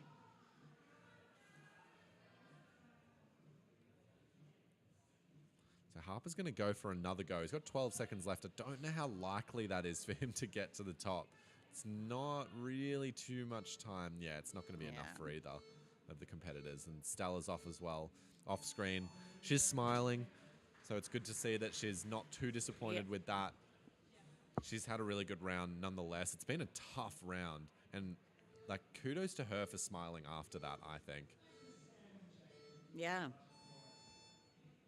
So we've got our live results up right now. So Summer is guaranteed a medal already. So really good job from Summer. Stella. Stella, sorry. Stella Summers-Dixon. Yeah. Yeah. Two first names like myself. So yeah, Stella is guaranteed a medal there. And Kira is in first. Yeah, guaranteed first position there. We have Jackie coming for that final boulder. And if Jackie tops it, Yeah. she is sliding into second. Yeah. So Jackie could find a medal here with a top. That's how close this round's been so far. So now Shuntao is on the blue one. The blue off-width, whatever we call it. Yeah. It's a That no weird no layback one's boulder. topped. No. Harper got quite close, but we haven't seen a top No. as of yet. So, and Shuntao is just sitting there, Yeah. adjusting his shoes. Shuntao has had a really good round so far, so we'll see what happens here. I like the confidence. It's like Absolutely. he's sitting there going like, yeah, this one is easy. Child's play. I don't Yeah. need to stress. I'll just make sure I got the right shoes on. Oh and- yeah, like I'll get started at about 3 minutes something. Yeah, 3 minutes. Yeah, literally. He's at 3 minutes 40 and he hasn't pulled on yet. Maybe he's going for the golden sweep. All 4 flashes. Yep. I'm getting Yanya vibes from him, hey. In this competition, certainly. We've got Sora on that red on screen as well. Jackie has not managed that top yet on the black boulder in the top left of your screen as well. So Shuntao is... Ooh, we do have a fall. Okay, we don't have a flash. Not the golden sweep. We're out of that. But we can get all top still. We He can- has yes. Not done a boulder.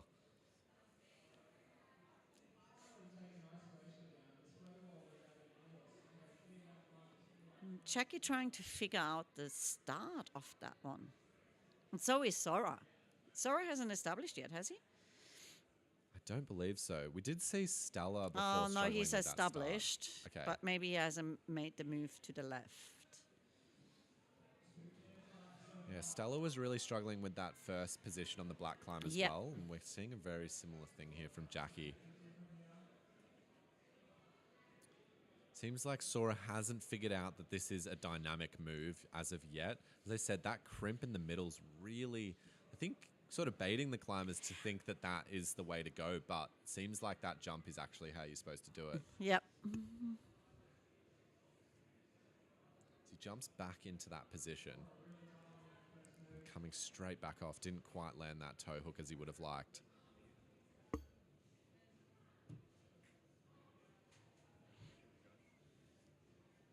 So you've got Shuntao back on the just blue. Let's see. if we can- balancing across.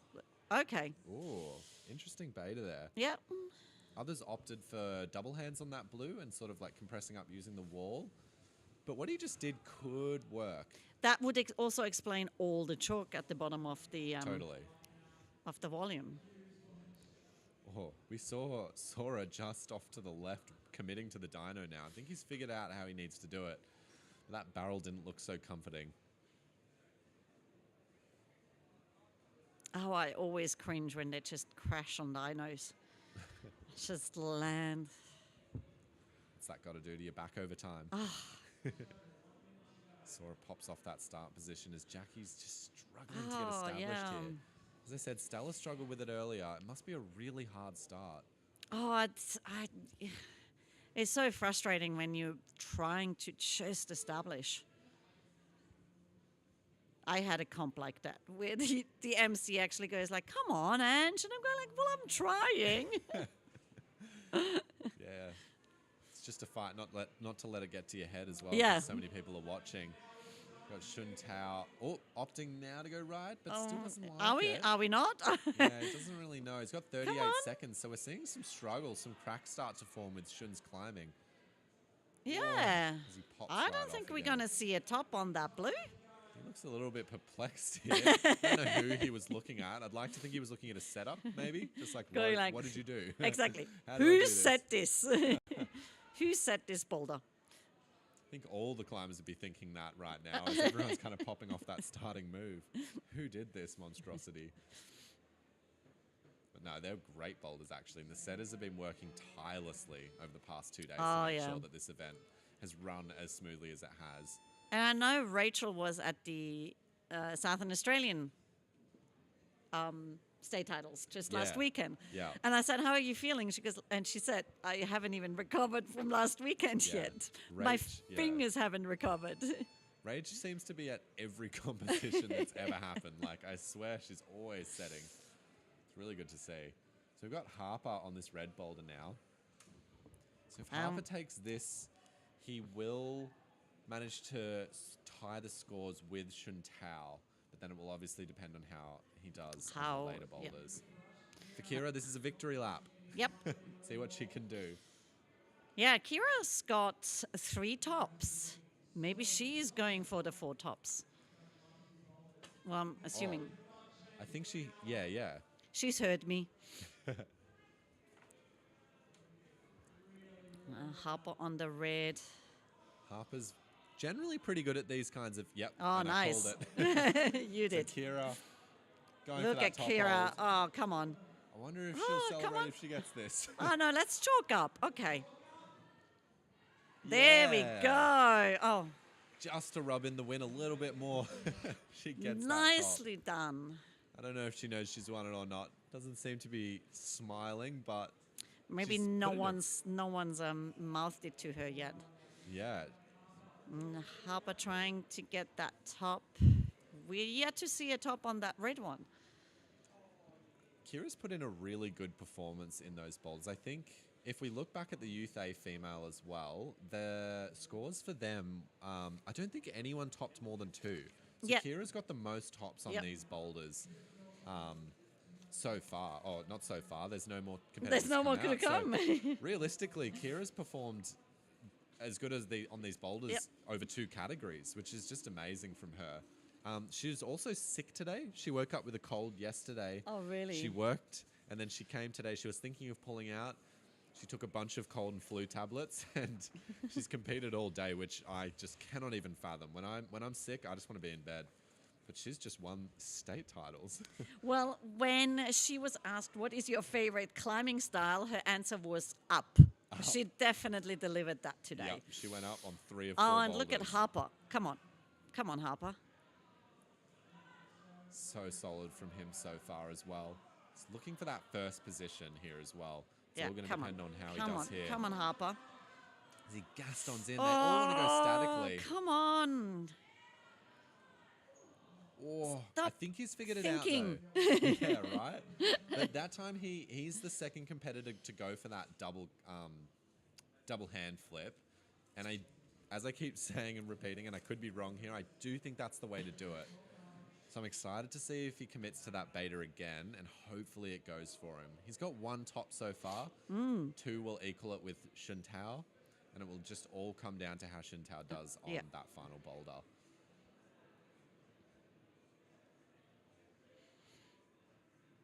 Harper's competed 4 weeks ago at the Open Boulders as well, didn't he? Yeah, he did. Yeah. Didn't manage a medal, but he did manage finals, which was Yeah, really he impressive. was. Yeah, I remember him being in finals. Yeah. I was nearly biting my nails trying to be the MC and watching him go across that slab that they had set there. We didn't see Shun Tao at Opens because he was at internationals, youth internationals. Oh, was he? Yeah, so he didn't get a chance to compete. I'm sure he would have done really well in that field as well. So we see Harper gastoning into those red He's holds again. getting up there, so making it look so easily. See what he commits Come to on, here. come on. So solid on his feet, Harper. He's always so solid. Oh. Hey. So the flip, I think, is good. However, I think the way he's approaching it might be not so stable. He's kind of opting to like reach for the right and then slowly flip the left in after he reaches for that right hand. But we talked about the hips before on that first move. His hips are left over to the left. So when he jumps over right, it kind of creates this massive swing for him. So I don't know if kind of using that jib to the right and the big hold for the 2 feet might be a little bit better. Because currently he's kind of jumping just off that left foot. Shun Tao's gearing up, as you can see on screen. Harper's got 22 seconds left. He's got a motor on here. Yeah. But this, Come on. This might be his last good attempt here. So creative there. With Yeah, the heel how he goes up. It's amazing. He's got Come enough on. time to top it. It is enough time, but he has to do something right Come here. on, quick. What's he You going to gotta change? do. You got to do. Oh, he's going to go back to... Back to- yeah, oh, and okay. He falls off. Really good effort from Harper, though. Nicely he gave himself done. enough time. As an athlete, that's as good as you can really ask there. He had enough tries to feel satisfied with his attempts. He had his final try with a couple seconds left. Really good timing from Harper. So, yeah, really well-refined process. You can tell he's been competing for a long time. I think we can see the youngest brusher on screen there. Got Shun Tao doing some of the Shun Tao, brushing. yeah. Asking for some of the brushing. All right, so now that we got one climber yet left, what do we think he's going to do? Do you think he's going to flash this one? Do you think he's going to? I don't think he's going to flash it. Yeah. Do you think he's going to opt for the dynamic beta straight away, or do you think it's going to take a little bit of time? No, to I figure think out? he will. He will. I mean, I do not know Jun Tao. Yeah. This is the first time I watch him climb. Yeah. But I reckon he's going to go for the dynamic. Yeah. Is he a more dynamic climber? He loves using his strength. He's He very strong, does? but he is very good at dynamic moves. Well, you there we He does go. figure it out, but it does fall off. So no flash for Shun Tao. Also, we're just confirming, Shun Tao will win this competition for the men's. As Harper didn't top that final boulder, Shun Tao's got 2 tops so far. That means he's got 2 zones. So this is just sort of a victory climb for him. Yep. But we're still excited to see what happens because we haven't seen a top of it yet, and I'd really like to see that final Love move to get see done. it. Yeah, I mean, we haven't seen a top on the blue one, so come on, Shun Tao. I want to see at least a top on the red. Jumps back into position. Oh. Ooh. Toe hook providing a little bit of a challenge. I am so bad at toe hooks, hey? There we go. He finds There his we go. positioning. Ooh. Ooh. It's a funny move there. I've So only... he has to go from a toe hook to swing across, but step on that volume at the Yeah. same time. Yeah, that's what I saw that a little bit ago, but it's very complicated, that one, isn't it? Yeah, it's like there is way too much coordination going on. Yeah. And we can see Campbell watching this in the back with his dad, Russ. Maybe with a little bit of fear as we see the next Yeah. generation coming through. Campbell's who our knows? Olympian. Yeah, who knows what's going to happen? Maybe he's excited about it.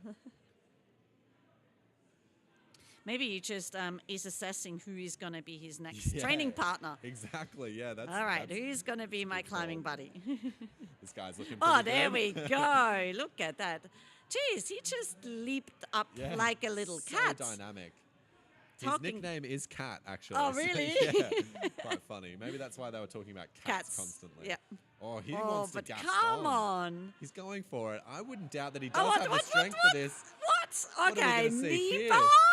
And he gets There we go. Wow. Wow. Okay. Amazing stuff from Shun So Tao. he just came up with something. Whoa. And I'm going to go as far to say I don't think that's what the root set had wanted you to do. I don't think they would have chosen you to knee bar all the way up that high, but he made it look easy. It was very... Do you reckon they're going to sit there and go like, oh, we didn't even think of that option? Oh, man. I mean, when you got someone as good as Shun Tao, you don't even know what's going to happen half the time as a root setter. I think you just got to accept that your boulder's not going to look the way you thought it was going to look in the end. Wow, so brilliant work from Shun Tao. That's a wrap from all of the climbers. Yeah, that's today's competition done. That's the youth boulder titles done. Yeah, it was massive, wasn't it? We've got podiums for A's and juniors to come, and then that's a wrap. Yeah. It's always so much fun. Absolutely. So we've got our final scores up here. We've got Shun Tao in first for the males, Harper Migios in second, and Noah Hutchins for third. Oh, Noah, our impartial yay. competitor. Amazing. And then for the female side of things, we have Kira Larson with her first gold medal. So proud of her. We've got Jackie Barlow and Stella Summers-Dixon for third. And they are all Victorians. So yeah, there we go. There we go. Amazing stuff. Same for the junior males as well. So no shuffling around to do, no double podiums. So yeah, that is a wrap from Ange and I for tonight. Oh yeah. While the boys are crowding around that boulder number 3.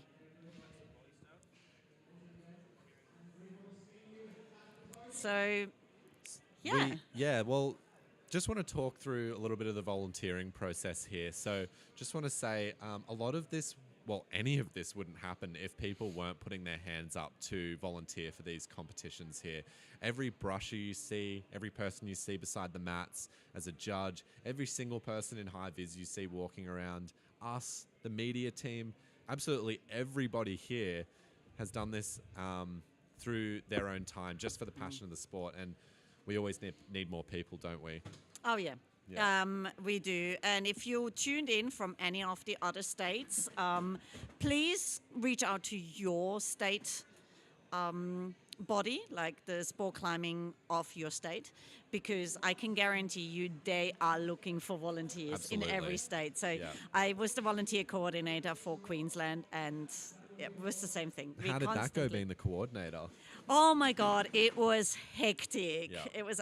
I was actually coordinator for the boulder, and for the boulder is always a bit harder than for lead. Lead seems to be a little bit more controlled, where boulder is a little bit hectic. But you know, we managed it going, so we pulled it off. But yeah, we always need volunteers. Yeah. So we're going to hear from some of our volunteers now in a little bit of an ad break coming up for you now.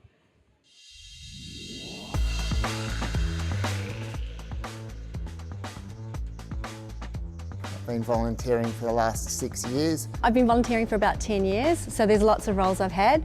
I tend to volunteer as a role of a judge or just any other roles that need to be done. Yeah, so generally first aid and physiotherapy, otherwise sometimes general dog sporting.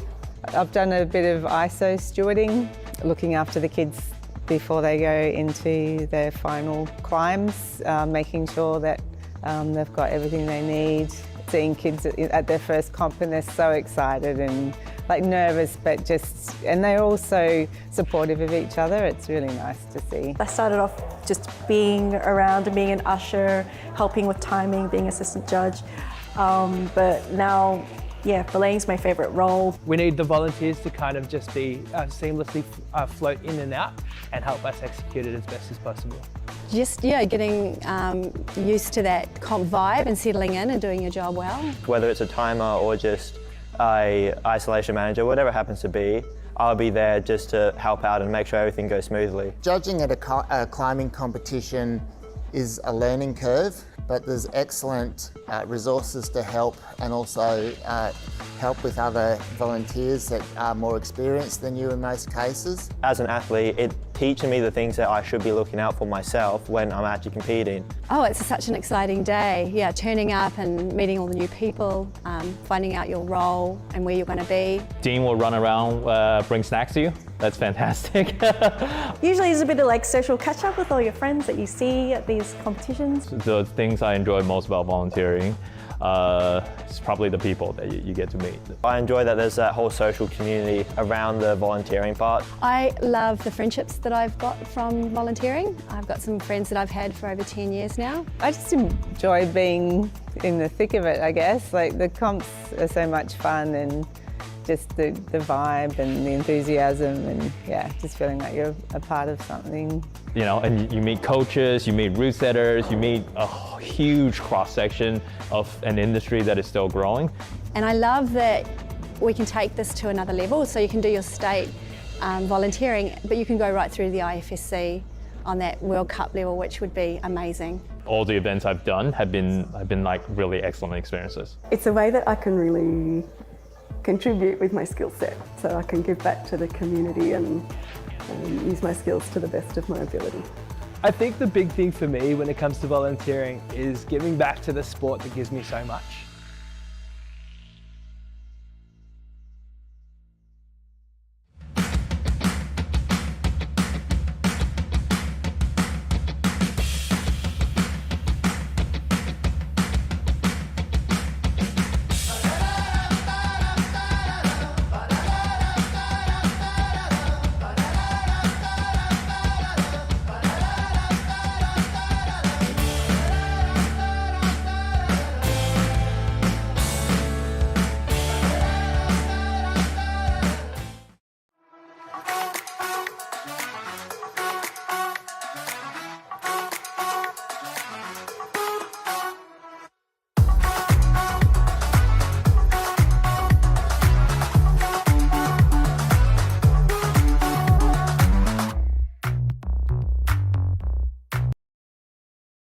Hi, my name is Matt Reus, and I'm an owner and director here at the Crux Climbing, located in Boulder North. I've been part of the Crux for almost 3 to 4 years now, and my mission is to bring a bit of a climbing perspective to this adventure. So the business was essentially kind of unknown at the start. It was very much creating a brand out of the ashes of the post-COVID era. Very difficult to start in this environment, but we essentially got started with the wish to make our name for ourselves and offer good climbing and quality equipment and suitable training area for climbers of all levels. We want to be sure that the first thing you come for is our climbs on the wall, and like to be entertained and challenged through our climbs on the wall. But for the most advanced of our climbers and some of our customers that come from further away, they want to be sure they have some depth to their practice. If someone wants to train for outdoor lead climbing, for example, the spray wall is an excellent tool for that.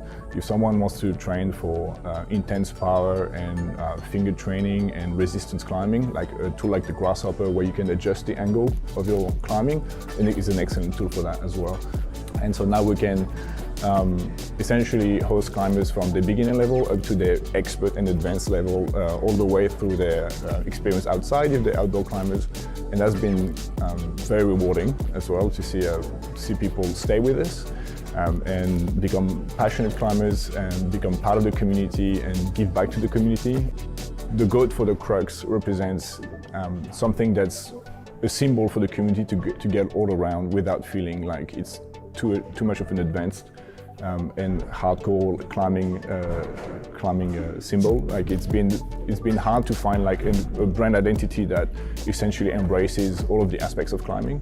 And I think the goat represents that because it's quite lighthearted and it's quite nice and simple, and everybody can identify to it.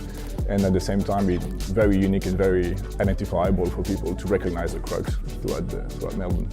We have a lot of goats. I think the more we have customers, the more we see people wearing T-shirts with goats on them. So sometimes in the street we see people wearing goat shirts, and we say, "Hey, where do you come from?" Yeah, so, and they identify to the goat, they like it, and it's something that instantly brings a sense of community, brings the sense of home for some people. So it's awesome to see that a symbol as simple as this one can be so effective in bringing people together. Try and challenge yourself to find where all the goats are actually, because we know that staff has been hiding some in places. Even myself, sometimes I find goats everywhere throughout the gym, so it's good to have a surprise goat somewhere. Hosting the youth state titles at the Crux for me is very important because it brings me back to my own youth. I used to be a youth competitor myself. Competition is a great way to progress and to learn about climbing. So hopefully through the Crux we can host competitions like this one and allow people to learn and be better at climbing. I've been climbing for more than 20 years, and for me there's always something that brings me back to climbing. So this is what I'm trying to bring to the Crux, is to bring the desire to keep climbing and to have a healthy lifestyle around this. So that's the best thing we can hope for, is to keep people with us and keep people climbing for as long as possible.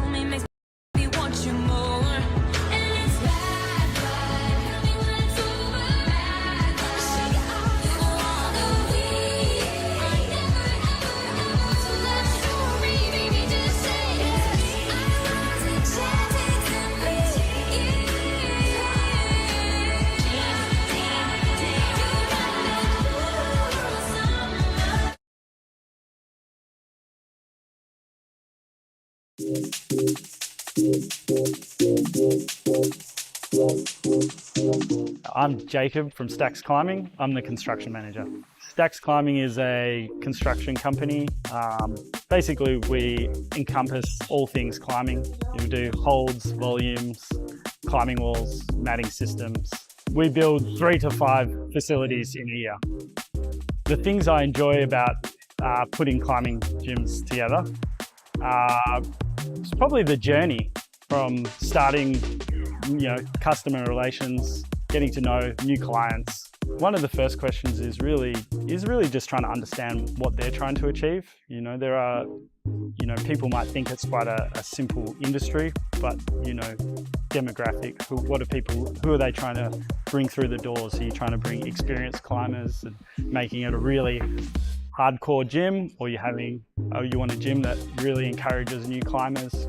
There is 2 ends of the spectrum. So they're probably one of the first things that we try to ascertain, alongside key design features, indoor or outdoor, that they would like to bring into their new facility. And we, try and go through that journey and try and make their vision real, going through every aspect of what the client likes and using our experience as a wall manufacturer builder, and really working through that journey with our clients it's I guess I'm in a special position where I get to see it from the very grassroots stage all the way to a finished facility.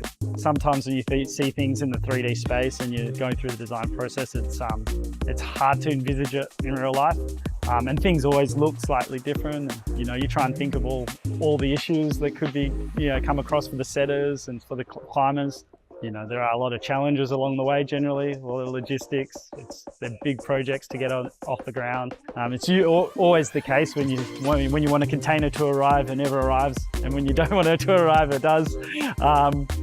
But at the end of the day, I think I love the journey. I think that's probably what I like the most.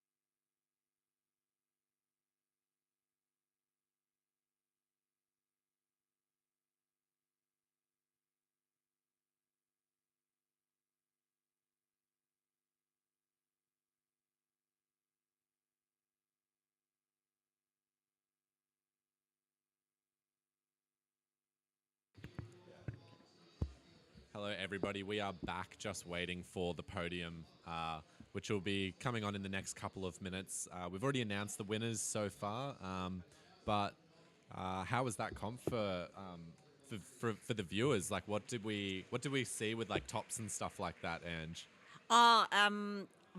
Look, I was absolutely, I'm still mind blown about Shintao's top on Yeah. that red one. Like Yeah. the way how he handled that. I wish I would have had a chance to go up to one of the setters and go like, whoa, what do you think about that one? Absolutely. Eh? Yeah. Yeah, it was very much a comp separated by a low amount of attempts and zones. Like we saw third position for the junior males only getting 2 zones, I think. Yes. And then, same with the women's. We saw only one person achieve any tops in the women's juniors. Yep, that was Kira with all 4 though. Yeah, yeah. Oh, I think, 4 or 3, something like that. But yeah, she smashed it in that category. Completely. Yeah. Completely. But Yeah. as well, she did it on that tilt volume one where everyone went up with the left hand leg. Yeah. And she didn't have the flexibility and immediately changed her style and Yeah. then just Crushed it. powered it up. Yeah. Hey.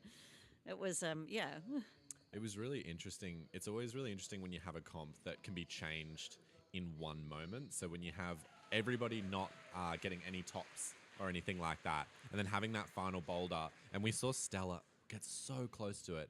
We're just going to sign off now while we go through the podiums for the Yes. Youth A men. So we'll speak to you soon.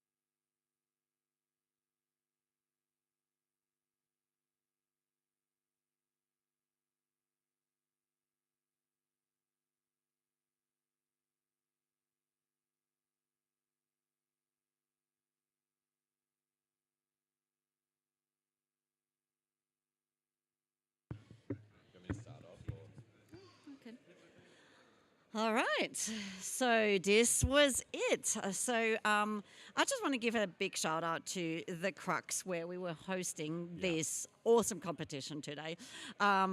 Thanks to Sport Climbing Victoria to put such an amazing event on. Like I love coming down here and working with you guys. It's awesome. Stax Climbing, the naming partner for this event today, and then our other sponsors, Druid Halls, Tilt, Happy Beaner, and Climbing Gems. Yeah, they've helped us put this event together today and make it what it is. Also, just a quick shout out again to the volunteers. If you think you want to volunteer for the next event, follow the Sport Climbing Victoria Instagram and be on the lookout for our posts. But yeah, that's it from Ange and I. Thanks everybody for listening tonight. And we've got the Sport Climbing Victoria Leeds State Open titles coming up very, very soon in a month's time. So tune in then for another live stream. But yeah, that's it from me. Yeah, thank you so much for having me. It was awesome. Yeah, it was so good. See you everyone guys. later.